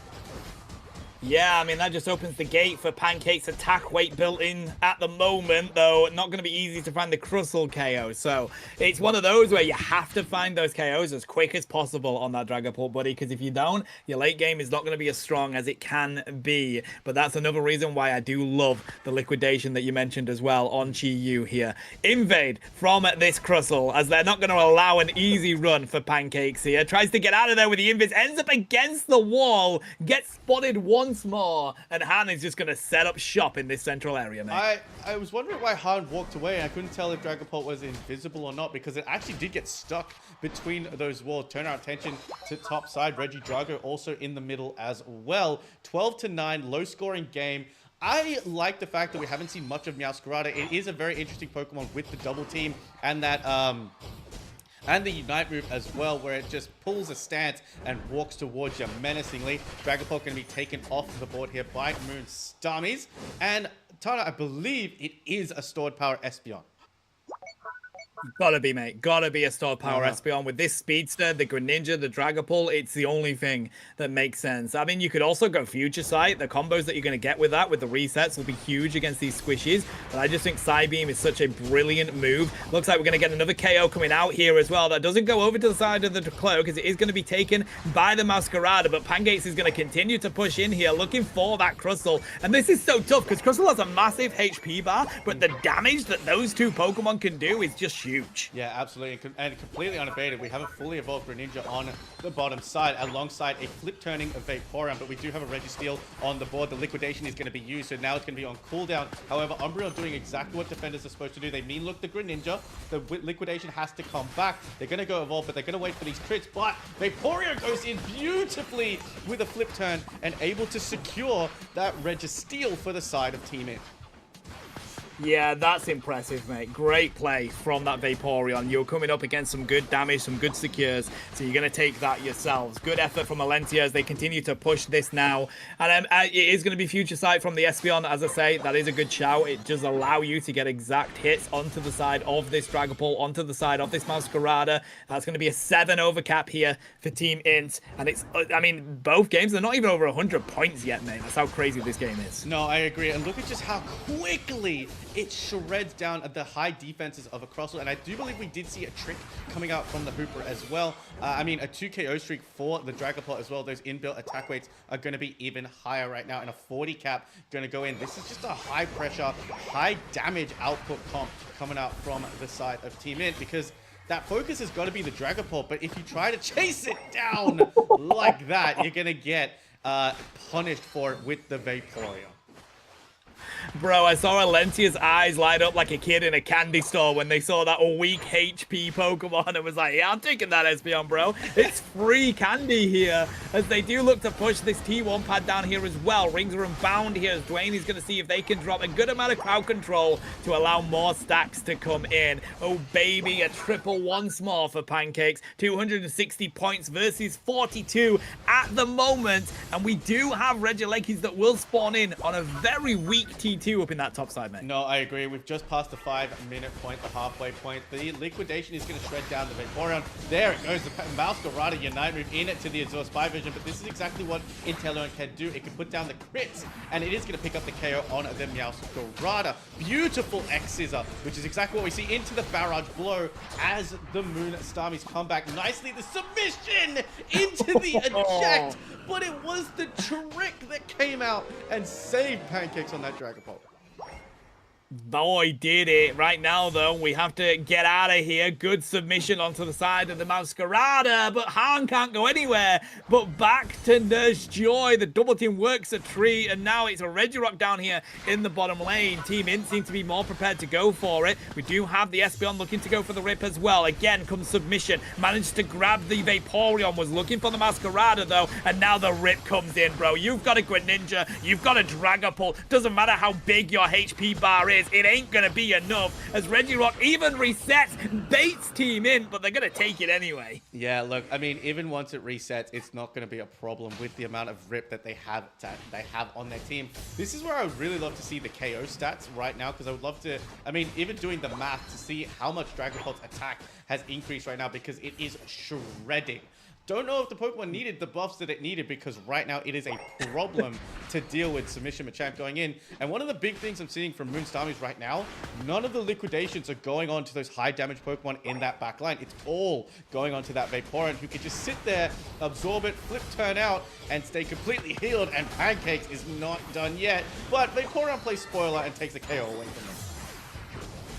Floral Flourish going to be used here as well from Masquerada, kind of the last moment that you can realistically. And I think the only issue with Moonstarmies comp here is that they do not have something to dive onto those squishes, mate. I think maybe a Speedster would have played a little bit better into this, and it kind of has to be a Speedster that has its own escape tool, like a Talonflame, because I think the difficulty is that you just don't have anything that's quick enough to get onto these ranged attackers. Doesn't matter how big your front line is, when it is a Greninja and a Dragapult. They are the such heavy late game Pokemon that do so much damage. It makes it very difficult to get away from, buddy. So Moonstarmies are definitely on the back foot here, but hey, it is Pokemon Unite. It is Kyogre. And when there's a Kyogre, the game is not over, mate. 30 seconds left. Moonstarmies have an opportunity to take us to a game 3. I mean, Team Int were in a very similar situation in game 1, and one good central area fight is exactly what they needed to pull out the win in the first place. But look at where the position is of Vaporeon right now.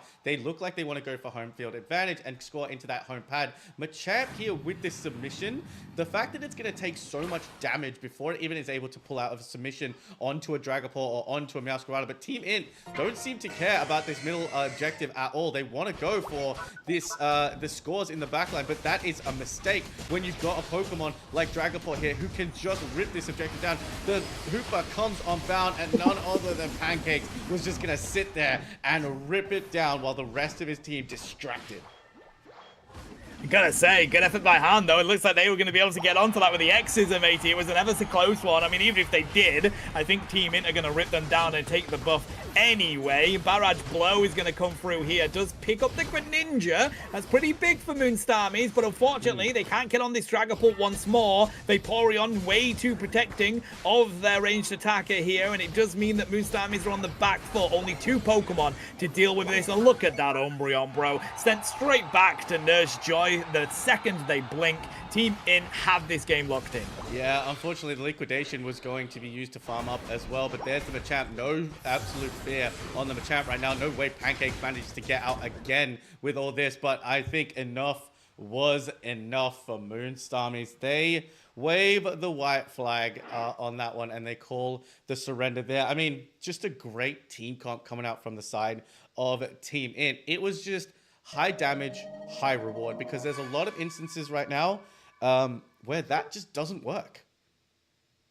Yeah, 100%. It's an exciting one, buddy. I feel like they really went for the let's go for mega damage, mega rip, and it doesn't matter what defenders they throw at us in that one. And definitely it worked. I think, you know, maybe having a speedster by Moonstarmies would have been a good shout, but that's, you know, they picked the Dragapult and that Masquerada last. So Team Int just used the opportunity to pick those as their last picks, knowing that there wasn't going to be a speedster they had to contend with. So fair play to a matey. That was an exciting set. Moonstarmies played really well. I mean, Team Int had to work hard for that first game. No, they really did. Team Int actually coming out and winning that first game from like the position that Moonstarmies were in right now shows exactly why Pokemon Unite is so good and so well. I mean, sometimes it doesn't make much sense if all of the effort that you put in for the entire 8 minutes does not really get rewarded in the final, but that's just how good those objectives are. And I think it's also a reason why we're not seeing Rayquaza anymore. I mean, Kyogre and Groudon, you're able to steal the buffs, and you're able to go on the counter attack. And a lot of the time, Tana, we're seeing these objectives either be taken super early as soon as they spawn, or super late so that there is no time for the other team to make a counter. So, I mean, a lot of fun in these comps. Team Int showing up, showing out as well. Moonstarmies, they will be back. We got one more round to go, my guy. We're going to take a quick break. Grab yourselves a drink, grab yourselves a snack. We'll give you an update on all of the rounds when we get back. We'll see you guys soon. Don't worry about it.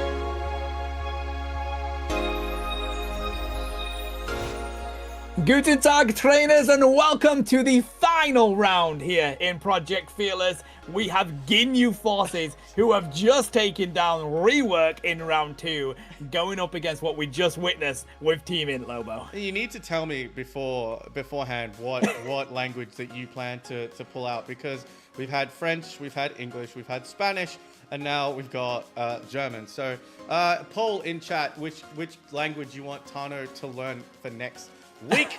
But my guy, we've got some very, very interesting teams coming up. Team It, we're going to watch them again. They're such a fun team to watch. But going up against Ginyu Forces. Now, this is made up of a collection of very, very strong players across EU. So I'm really excited to see them. And I'm also excited to see what kind of shenaniganry, yep, that's the one, shenaniganry we're going to get from both of these teams. But without further ado, we're going to head right on in to the draft. Let's go, matey. Let's see what these first picks are going to be. Will it be the same as what we expect? It's going to be Chazad Y already, Blastoise as well.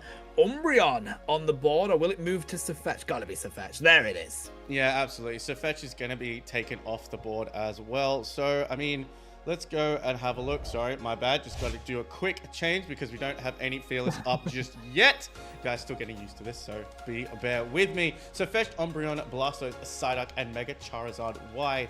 Very stock standard. It seems like EU really doesn't want to play up against these Pokemon. Yep, no, it certainly does, mate. And I don't see why you would, to be honest. If you can ban them out, you definitely got to ban them out. They are very strong Pokemon. So keep them off the board. Let's see what the first pick is going to be here for Ginyu Forces. Gonna take that Vaporeon, mate. That's a massive pick. Yeah, absolutely. I think especially Qatar on that Vaporeon is especially deadly as well. I mean, you really want to make sure that anything that Qatar can really just crowd control you with or hindrance you with, it's going to be such a problem to deal with. But to counter that, we're getting Dwayne on that Bliss, and I think that's a great shout up against a Vaporeon, because one of the only things that gives you that hindrance against that crowd control is that Blissey. You pick up the Zapdos, though. That's going to be some good range, and it's a good pickup because that's going up against the good range of Mew as well. Dodo is going to pull up the Mega Lucario here.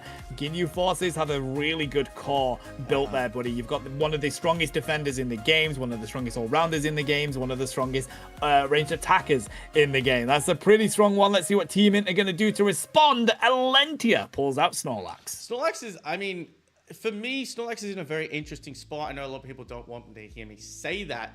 It just feels like it is a very, very strong wall, but it feels like there are other defenders that could probably sustain a little bit more than Snorlax. Once again, it's just how I feel in the position that I'm seeing it now. Nia is going to go with that tried and true Hooper as well, whether we get Trick or not. But I love the fact that we're seeing Rally on this Dragon Knight. Now, I mean, across the weekend, my guy, we saw Amara from MTZ pull out the Outrage Dragonite, which would have thrown a lot of people. But Hyper Beam for that secure could be very key here against Cerule Edge and Blaziken. Pancakes and Zeke are looking to cook.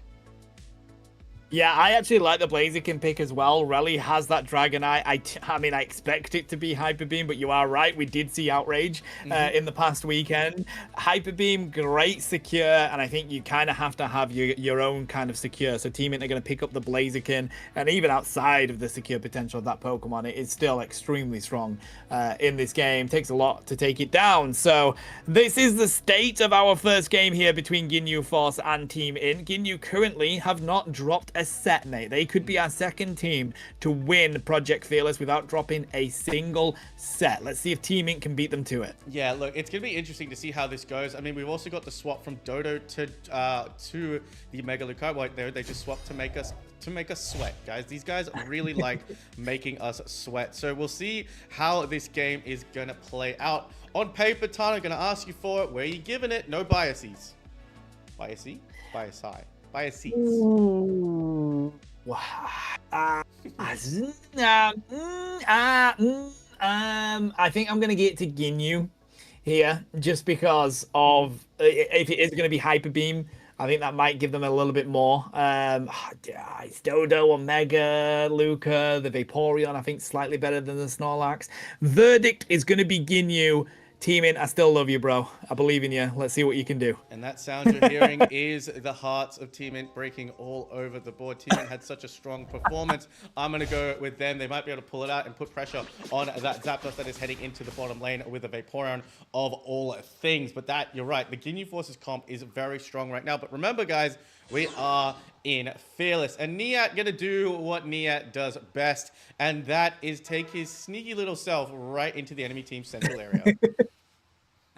I mean, good. Charcadet isn't the best, especially on the side of this Ceruledge Charcadet either. Let's see if Niat is able to take something away here. Does get absorbed currently by this Zika, but that's it. The pressure is you got to get out of that lane now, mate, because Niat is going to do enough damage to find the KO. Chansey has to come back and provide that assistance, and it doesn't matter if you find a KO or even get farm here. It's all about the time that you're wasting, mate. Ceruledge will not be in that lane the time that they need it on Team Int. But the thing is, with Niat, he's so good at these invades. We've seen him do this on any kind of supporter or defender. He is just an absolute demon at wasting the enemy's team's time, and that is exactly going to give Ginyu Forces exactly what they need. That Lucario is well and truly stacked up, as we got Reli already in the top path. However, Ceruledge is online. They are evolved, but not going to get there in time for these middle Altarias to go. But instead, Ginyus are just going to opt for the fight here and allow time for Ceruledge to come in. The eject play to take away a Citrus Berry, a focus punch to push them back. Niat is there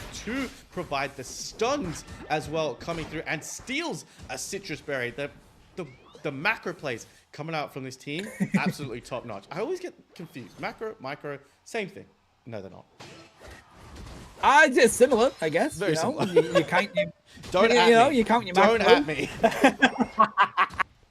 You're going to get written to by the lawyers once again, matey. Niat is in this central area trying to see if they can do something against Zika now, but they have hit that Ceruledge stage. Bitterblade is going to do a decent amount of damage. It's going to make it easier to secure that stuff. Points do go in again by Ginyu Force. 84 points to a donut on the board here for Team Int. They just want to continue to brawl and find the experience, but you do have to entertain the scoring, mate. You can't allow Ginyu to continue to outscore you. No, absolutely, because we've seen... although all of the players on Ginyu have come together to form the Ginyu Force, we've seen them play on separate teams across the entire grassroots scene, and even in the official, they are so good, all of these players on their respective teams. Beautiful Hyper Beam to take out the Blissey, but the damage coming through from the Zapdos is going to make sure the Team Int suffer for it. Lucario dangerously low here, but gets healed up as well. And I was just saying, they're so good at putting that early pressure on and scoring and making sure that they don't get scored on.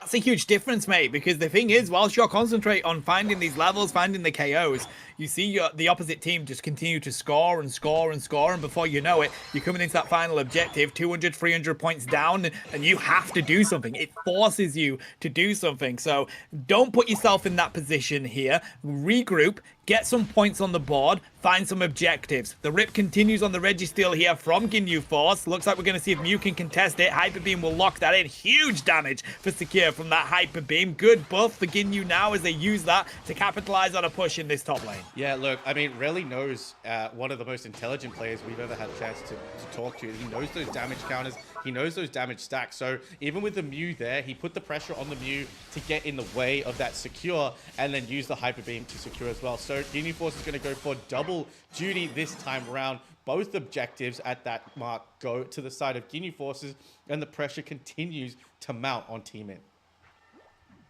That it does. 177 points unanswered. They've got a minute before that springboard on the home pad is even here right now, buddy. And Ginyu Force are going to capitalize on that. Overheat ready to go. Not able to find much with it just yet. Revenant Ren's going to look to come through, and they just get eaten up by Zapdos again. High voltage siege gets dropped. The pad is exposed with a Regieleki and that Zapdos Unite move. 294 points to 0. T2 pad broken. Home zone wide open. Yeah, I mean, they have another Regieleki on the board, possibly multiple, coming through as well. I mean, this is just absorbing a damage right now, but look at where Niat is. I think waiting for that Unite move to just pull everyone through. Nope, he's just going to score 30 in there. He actually has access to that Rings Unbound, so could, at any chance that he wants to, just pull them away and try to score in. Niat comes to help out the Mega Lucario to pick up that KO as well out there. I mean, this is just full on pressure any side. 26 going to go in from the Dragonite as they're closing in on 500 points before we even get near that halfway point. And 500 points, that's, I mean, all you can score towards the end game. So, I mean, Timid, they have a way to come back into this, but it's not going to start with that Mega Lucario. And the issue is right now is like your lowest level is 7 on the side of Team Int. They've got level 12s on the side of Ginyu Force. Like, you want to use that Snorlax to block the damage coming your way from that Dragonite, from that Zapdos. But there is 4 level difference, my guy. That is a huge mountain in Pokemon Unite in level difference. The Regirock gets taken by Ginyu Force. Rings are let loose here at the 425 mark so that they can continue to push this. This is Team Int out of the rhythm. What's happened is Ginyu has really capitalized on their early stage and they haven't let go of that pressure. They've purposely gone into the invades of Team Int, taken that extra experience away and continued to score in both sides of these lanes. And it's showing just how different this side of Ginyu Forces is thinking. But look at the Electro Ball into the Mewsted Auto, hunting down the Vaporeon. Now that Regieleki is marching to that tier. I'm pretty sure it got taken before the 4-minute mark, Tano, so we could be experiencing another Regieleki here. So Team Int have to make sure that it doesn't go in, but it leaves elsewhere open on the pad. I mean, Ginyu Forces haven't even gone back for their own central lane as well. So it is going to be an interesting one. 389 to 30. I mean, Niat's just going to get 3 in and walk in on out of there. But I like what you said. Even though the early game invade wasn't successful from Niat, it took resources away from the lane. It allowed that early pressure, and they've just kept pushing. They have. Right now, it's becoming insurmountable for Team Int because the difficulty is they have to find those levels, and fair play, they've managed to hit level 11s, but they aren't allowed to do so. Ginyu continue to take all of the experience from their side, matey. The only hope that they have is that they find some good KOs in these team fights because Ginyu, they're very confident, mate. They're diving onto these pads at the 3-minute mark. They're risking giving over a huge KO to the opposition. They haven't done just yet because their synergy is working really well. They've got those frontliners straight up there. Dragonite and, of course, this Vaporeon is just dropping the damage, absorbing it from Team Int, allowing Zapdos to do what Zapdos does best. Yeah, look, I want to see the damage taken from Zapdos at the end of this because it's got to be minimal. I mean, Reli just so confident there with Niat providing the tricks coming through. We got another Reggie on the board, and Niat is just going to, Reli is going to take this off of the board. 14 seconds until the final Regieleki shows face for the top side. It is another Regirock, and I don't think that's what they wanted to see because a Regirock with the defensive buffs, how hard it is to already take down Team Int. And they don't even, and I mean, Ginyu Forces don't even care. They're just going to let them take this off the board. It's going to put some pressure on the pad. It's going to open up the pad. But look at where Reli is. Look at where Zapdos is because they know they've got Niat's Rings Unbound to bring them right into this one. And they're just going to go and score because they know this score lead might be insurmountable. 100 burger in that T2, 200 burgers in the home pad. Doesn't really matter now if Team Int are able to take this crowd on because right now the points, they're too much. 500 points that they already have on their person. They need to score all of that and more for them to be able to win this game. So Ginyu are more than happy to allow Team Int to take that T1. They're continuing to send Reli to go and score in the home base again.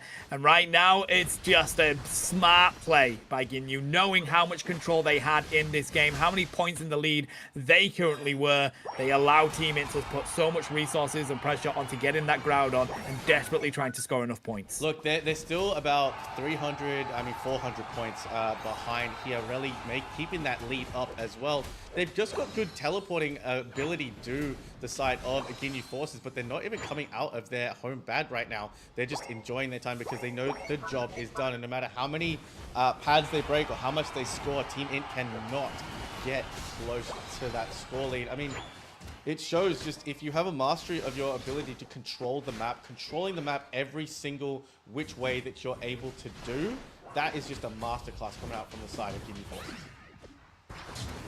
Said it, buddy. We said the issue is that you allowed Ginyu Forces to score too many points too quickly. You weren't able to catch up. Just meant that you had your pads broken. You had the objectives that you were losing. You couldn't get in because you weren't finding the levels. You got to remember, when you score points, mate, you get experience. That's what it's about as well. So right now, it's definitely too much. The only way that Team Int can score enough points here is if they find KOs, which is why Ginyu Forces are happy to just sit in their home pad there, mate. If they don't get KO'd, they don't give over points. So it was a clean game from Ginyu Forces as soon as the doors opened, and that was a perfect example of how to control Fire Sky Warriors to get the win. Yeah, no, I agree with you 100%. And it was a valiant effort with, I mean, really getting a 4 KO streak at the end there. I mean, haven't really seen Dragonite be used that effectively in that game. Really was all over the map. I mean, we always talk about Hyper Beam being the secure, and I mean, as much control as we talk about it, there was a good fight back from the side of Team Int. They got the scores in, they got a few KOs. The small scores always count in double time, but that scoreline, once the Groudon was taken, did not change from the side of Ginyu Forces. Rally actually added another hundo into there. I mean, if he wasn't able to add that hundo in, it's a different story in that one entirely. Yeah, no, it is. It could have been a close one, maybe. The thing is, though, Team Int are Team Int. You're never going to be able to count this team out. No matter, they may get destroyed in one game, but they'll bounce back and do the opposite in the next game. So they are definitely a team you can never count out. And I tell you now, Ginyu Forces, they're going to have to be sat there thinking, what are they going to do next? Because, I mean, we've seen Kengar Tinkerton from them, bro. You just don't know what Team Int are going to do next. No, absolutely. And as we come back in, I mean, we saw the damage taken by both teams. I mean, Zapdos still had a lot of pressure put on them, taking about 20k. Rally took about 20k as well. It's the time wasting that came out for me from Niat in the very start of that match. It wasn't responded to enough quickly, I want to say, but what can you do? Niat is so patient in that central lane when he's going for an invade. We've seen him do it on Latios. We've seen him do it on any supporter. We've seen him do it on Alcremie. I've seen Niat go for an invade on Alcremie. We've seen him do it on Hooper. We've seen him do it on Swiner. And the thing is, these Pokemon that he's got and going in for these invades on have such good movement, such good utility that it can just waste time. And a lot of times we saw, I think you and I pointed out when we were watching games at EUIC, when some teams were getting invaded, they just left. They left. They said, it's not worth the time suck. It's not worth the time experience. Just take it. And then I'll go and get my levels in the lane. My team will know that I need levels and they'll help me get it. So dealing with an invade early game is very important, because I'm pretty sure Niat's invaded every single game we have watched him in.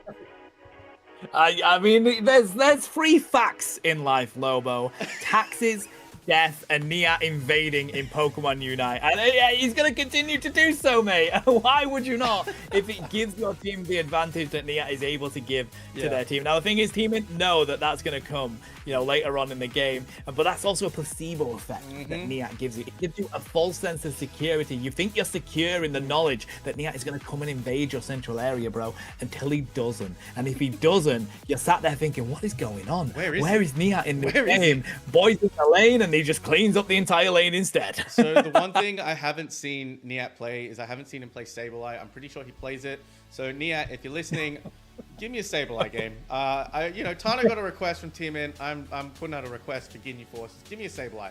I want to see it. But now this is interesting. So obviously we've got Fearless coming in. We've got the draft coming in as well. So a lot of strong Pokemon that were used in that comp by the side of Ginyu Forces, but I don't think that's going to hinder them at all, because again, we are playing partial Fearless, so any of the Pokemon that were played on the side of Team Int, like your Cerulege, like your Mew, like your Blaziken, all Pokemon that we know these players from Ginyu Forces can use. However, the same can be said about Ginyu Forces side. No Vaporeon, no Mega Lucario, no Zapdos going to be allowed to play. And of course, for Niat, no more Hooper for you. No more Hooper for you. It does beg the question, doesn't it? What would happen if it was full Fearless and all of these Pokemon were banned out for the next game, mate? I'm just saying it. The more we talk about it, the more we're thinking it sounds lovely, doesn't it? We're debating it, chat. I think it's one of those where it would really add a lot more to this. Give us your opinions. Let us know what you think. Would full Fearless be a better route for this, do you think? Because the more we expand, the more we look at this, the more we think, yeah, I think that might be a good shout, mate. Because it's only a best of 3. That's only 3 games realistically, and I mean tonight's been extremely quick. First week, Lobo, we had how many game 3s? Nearly all of them went to game 3. We were able to catch more games because there were that many game 3s. Yeah. Whereas tonight, it's just been straight 2-0s across the board, really. It's been straight 2-0s, but it's been very nice to see exactly what we wanted from Project Fearless. I mean, obviously, we got the Tinkerton, we got the Gengar, we've got the Dragonite as well, which, again, Dragonite, it did get buffed. It's not a Pokemon that we've seen very common. Although, you know, in the early days of Pokemon Unite, it was Dragonite v Dragonite before Draft even came in to the situation. However, it's going to be interesting to see if they decide to go more of the Fearless route and do a little bit of experimentation with these teams, which is what we want to see at Project Fearless. And what we're going to see right now is our Game 2 draft coming up. Obviously, the bans are on the side for you guys, so you can be remembered what is currently banned out for each team. However, it looks like Ginyu Forces don't want to use Zapdos, and they don't want to have it used against them at all. That makes sense, mate. It's still a strong Pokemon, so take it out if you can. I think these bans are probably going to be the same. Not much change. Vaporeon is a strong ban. That's going to be slightly different, and I think got to do that. It seems like Ginyu Force have a plan in this one, if that's the bans they're looking at, mate. I mean, it's exactly... I mean, I feel like, and this is maybe a little bit of a prediction, I don't know. Let me get my crystal ball out. I feel like the third ban might be... No, it's not, I thought it was going to be the Mega Lucario, but it's going to be the Psyduck. Mega Lucario, not enough of a threat, I guess, for Ginyu Forces to be banned off. Surfetch is going to be banned off. Blastoise is going to enter the final slot of that ban. JL, my guy. Now, let's see how Ginyu Forces decide to start this one off. And, I mean, I've been baited before. I'm not going to be baited again. Of all the people to do it, could be Ginyu Forces, to be fair, mate. But now it's going to be the Umbreon that gets picked first by Niat there. Let's see what Team Int want to do as their combat to that. DJ's looking through the all-rounders there, seeing if they want to pick up that purple background menace. Moving more onto the defenders now. Crustle, good pick. I feel like that's usually the go-to defenders. When you can't grab a Vaporeon or an Umbreon, Crustle is just right there. No, I love the Eldegoss pick here as well. It's such a good Pokemon to use currently in this meta. I mean, I think it's one of the best top lane supporters that you can use, my guy. So we'll see how this all pans out as we go through the next 2 bans for the side of Ginyu Forces, and they're going to pick up that Mamoswine. I'm such a big fan of the Mamoswine. I hate playing against it. Absolutely hate playing it, but casting it, bro, I love it. And Qatar on the Mamoswine, it just feeds families, mate. I think the Ice Fangs are going to be so strong in this game. It's just a strong crowd control Pokemon. You only have to... I mean, Swinub, probably the best early game lane in the game. I mean, I agree with you, but see, here's the thing. Why do I think that Qatar and Niat are going to swap? I don't know. It's just because I've seen it before. It's just because I've seen it before, and I know how good Niat is on that Swinub in the invade if he decides to go for it. Aaron is going to pick up the Inteleon. Bubble07 is reporting for duty, and Relly coming up with the Cerulege. Now, we are seeing Relly play a lot of different Pokemon than we're used to seeing him play in the UCS, and I love that because they're just going to flex on you. But Alentia's pick here, my guy, is quite a nice one. The Venusaur could output a lot of big damage, and if you've got that Buzzwole picking you up and slamming you down, I mean, Alentia, it might be very hard to get onto them if Team Int can protect it, but I mean, Relly has such good movement on any of the Pokemon that they play, as does Dodo, so you have to be very careful, but it is going to be DJ that swaps over and Alentia going to the Crustle. All right. I mean, these are some good comps, buddy. I like this game from both teams. I think you've got 2 prodigies in Relly and Zika on 2 very strong Pokemon here. So that is going to be a very interesting matchup. But then you have the good ranged attack on both sides, mate. Whether they go Snipe Shot or Liquidation, you're going to have a Bimu in your face with that Spoon on as well. And we've seen how strong that Pokemon currently is with the buffs that it's had. A lot of crowd control on both sides. I think this is going to be a hard one to predict, matey. I love the comps that we've got here. Yeah, absolutely. I'm going to put you on the spot once again because I love doing it. on paper. I knew it was coming. I mean, you never do it to me. You never punish me for this. You never ask me to put me on the spot. It's okay. I'll be the villain for this one. I'm gonna put you on the spot. I'm putting you on the spot, my guy, right now. No. I asked you first. Where's my Uno reverse? Where's my Uno reverse? I asked you first. I'm gonna stay calm, and I asked you. You can put me on the spot whenever you want, but you choose not to. So I asked you first. On paper. Okay. Where's it going? This can be the breakup of me and Tano right now. He's so. Should we tell them about like the other night when I was just rage baiting you on the Unite? For the entire night? We can tell them that, but we'll go across to the game first. But on paper, give me your answer as we head on into the game. As we see Darkrai and Cerule Edge going to head into the central lanes. Tano still hasn't given me an answer. I'm giving it to Team In, but I think the Mamoswine is probably the thing that could tip it towards Ginyu Force here. That's not an answer. It is. I'm giving it to Team In. Yeah, but we do see an invade coming out here from both players. It is turnabout as fair play. Team Int didn't like what Niat did, and now they're going to pressure a Char Cadet in the own central layer. But of course, Niat is going to go in. Umbreon, a fairly decent Pokemon to stay invading as well. But Eldegoss, just with that A-pressing ability, my guy, also one prime target for an invade. Yeah, that it is. That is a double KO coming out of the Swinub, bro. We mentioned about the strongest lane Pokemon, and that proves the point more so there. Continuing to put the pressure on here is Team In. Dwayne is kind of left down here with a Bitter Blade, not able to get away. I don't think Ginyu Force are even slightly phased about that invade. No, I mean, yes, because they pick up the KO, but I mean, they really go straight back into that lane and gets the pressure. Niat got both central lane buffs, I'm just saying, and got the evolution. So I'm guessing the invade strategies are practiced a little bit more on the side of Ginyu Forces. So just ban Niat, I guess, is the way to go. 20 unanswered points going on the board for the Ginyu Forces and a big Ice Fang. And we talked about it. I mean, it's a Piloswine already. It's a Piloswine already. 52 points in again, mate, with no points for Team Int just yet.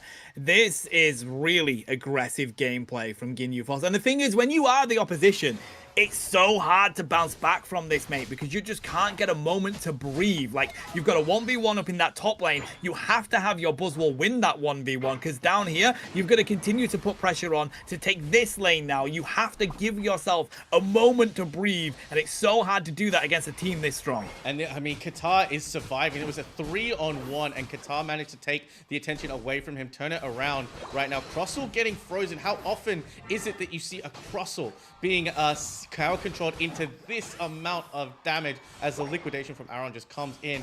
And once again, I mean, Ginyu Forces have kept tried and true to their strategy. Score early, score big, and make sure that that center objective just does not matter. Can't allow this Gabite to get away here. Got to get this KO. It's taken a lot of experience to take, and they're just going to come on in with the Dragon Rush. They're going to find their own KO here. Good healing's going to come through. Eldegoss is going to go down. How is Gabite still on their feet, bro? And now the front line for Ginyu Force is here. They just could not find the KO there, buddy. They find Umbreon, but it ain't going to be enough. Team In, they got to find a way to come back together in these fights and do that target selection. I was about to say there's a bit of a late game comp going on the side of Ginyu Forces, but they don't care about what levels they get because Garchomp is already online at the 650 mark. Piloswine could be online too, but they're going to try and do some quick math. 13 and then the 26 and then the 40. There you go, guys. You got it done. Probably shouldn't help them get into a higher scoreline as well as we head on into this game. 178-6. So the scores are coming back for the side of Team Int slowly but surely. It's a marathon, not a sprint, but Aaron took that personally and sends Eldegoss back to the Pokemon Center to get some, you know, hydration, because this is going to be a long one for Team Int. Oh, good pick there onto the Mamoswine. Going to use Mammoth Mash though. That's the difficulty of having those extra levels over your opposition. And they're going to throw a lot of resources here. I'm loving these beams coming in though. I think that might be the moment for Team Int. Gotta allow DJ to continue to drop those beams and protect them, because that's the damage that could get Team Int back into this game. No, I agree with you. And one entire Verdant Anger has the ability to just wipe the damage off. So if they're able to combo that, if they're able to stack those Unite moves, that's a nice little block off that you've got on Qatar. He wasn't happy about that, but he's going to dance his live long night away. Eldegoss is found. And again, whenever someone from Ginyu Forces finds another member of Team Int, there is 2 or 3 other members ready to stack on and make sure that they don't get it. A 40 was going to go in from the Garchomp. Buzzsaw didn't like that, sends them flying, but they're just going to allow this one to break. I mean, do we have a disconnect on the Venusaur? Are we going to need to pause? Because I want to see what's going on with DJ at the moment. Possibly. We've not seen anything anywhere. Let's see if anybody's typed it in the chat. No, possibly. I don't know. They looks like they're coming back now, at least. Maybe they're just baiting to go get some experience. I don't know, mate. It's difficult, though, because right now, Ginyu Force have just spent the entirety of the game in your area. I think that what they were trying to do is sneak round into the central area and see what they could take. It's a smart strategy, mate, because how else are you going to find experience? I mean, they fooled everyone, including us. As Regieleki gets taken as well on the bottom side, it's going to march towards tier 2, and this is Ginyu Force's game plan. I mean, it's a simple game plan, Tano. Get the objective, march the Regieleki down, and it's going to walk in. Yeah, that's a bot, bro. That's definitely a bot. They've gone back to the home base there. That's going to be a bot. Okay. I think we've lost a player on the side of DJ. I mean, I don't know. It's a difficult situation because you were not going to be able to get back into that game without having everybody as a core 5, and now you've lost another player. Yeah. It depends if they're able to get back in here, matey. It's a tough matchup. Yeah, we're going to see what we can do. I think maybe, I don't know if we can do a game restart because this is already too much, especially coming back. But it does look like DJ is back as well. They've gotten back in the game because that doesn't look like bot movement to me. Team Int going to try and fight and try to punish this this push that Ginyu Forces are doing. They've got their defenders out here. Their defenders are a decently high level as well. Picking up a KO on Mamoswine is huge. They just now need to turn that into momentum. Unfortunately, we haven't had a chance to see what is going on with this, I mean, disconnect, honestly. I think they're back. I mean, that's bait. That was always going to be bait with Garchomp coming on in with the Livid Outrage. Verdant Anger was there as well, and they are trying to rotate round here. Moonlight Prance is going to be used by Ginyu Force. This is just so difficult for Team Int to get back into this. They need to find a good pick up. That Garchomp will be number 1. Huge there as they cranking that up, but now they've got to deal with this Cerulege in their face with the Bitter Blade. Worst Nightmare is going to be dropped here. Zika looking to put Team Int on their shoulders, but unfortunately not enough as the damage continues to come through on their other teammates whilst they're in that Worst Nightmare, mate. And all Zika can do now is try and run away from this Mamoswine Umbreon duo, and you just can't while those liquidations land. Yeah, I mean, it's hard because there were 3 members, each one sitting on a different hole that Darkrai could have come up out of. I mean, I like the fact that Team Int still did pushing to the very end. We got 30 seconds to go. It's very unfortunate. We will find out shortly what that was, if it was. But this is a Regieleki that could go into home pad. Crossel is here. Can they try and get the secure with the X Scissors? Unfortunately, it's not. But with 30 seconds left to go, Team Int could still take this off the map. But Crossel going to take a quick trip back to the Pokemon Center. They are big beams going to come through here. It's just going to be absorbed by the defenders. We do have that Lecky taken, walking down into that home pad. We're about to say hello to the Groudon here as well. Again, Ginyu Force have picked up where they left off in that first game, mate, and just scored until they have a massive lead coming into this final moment here.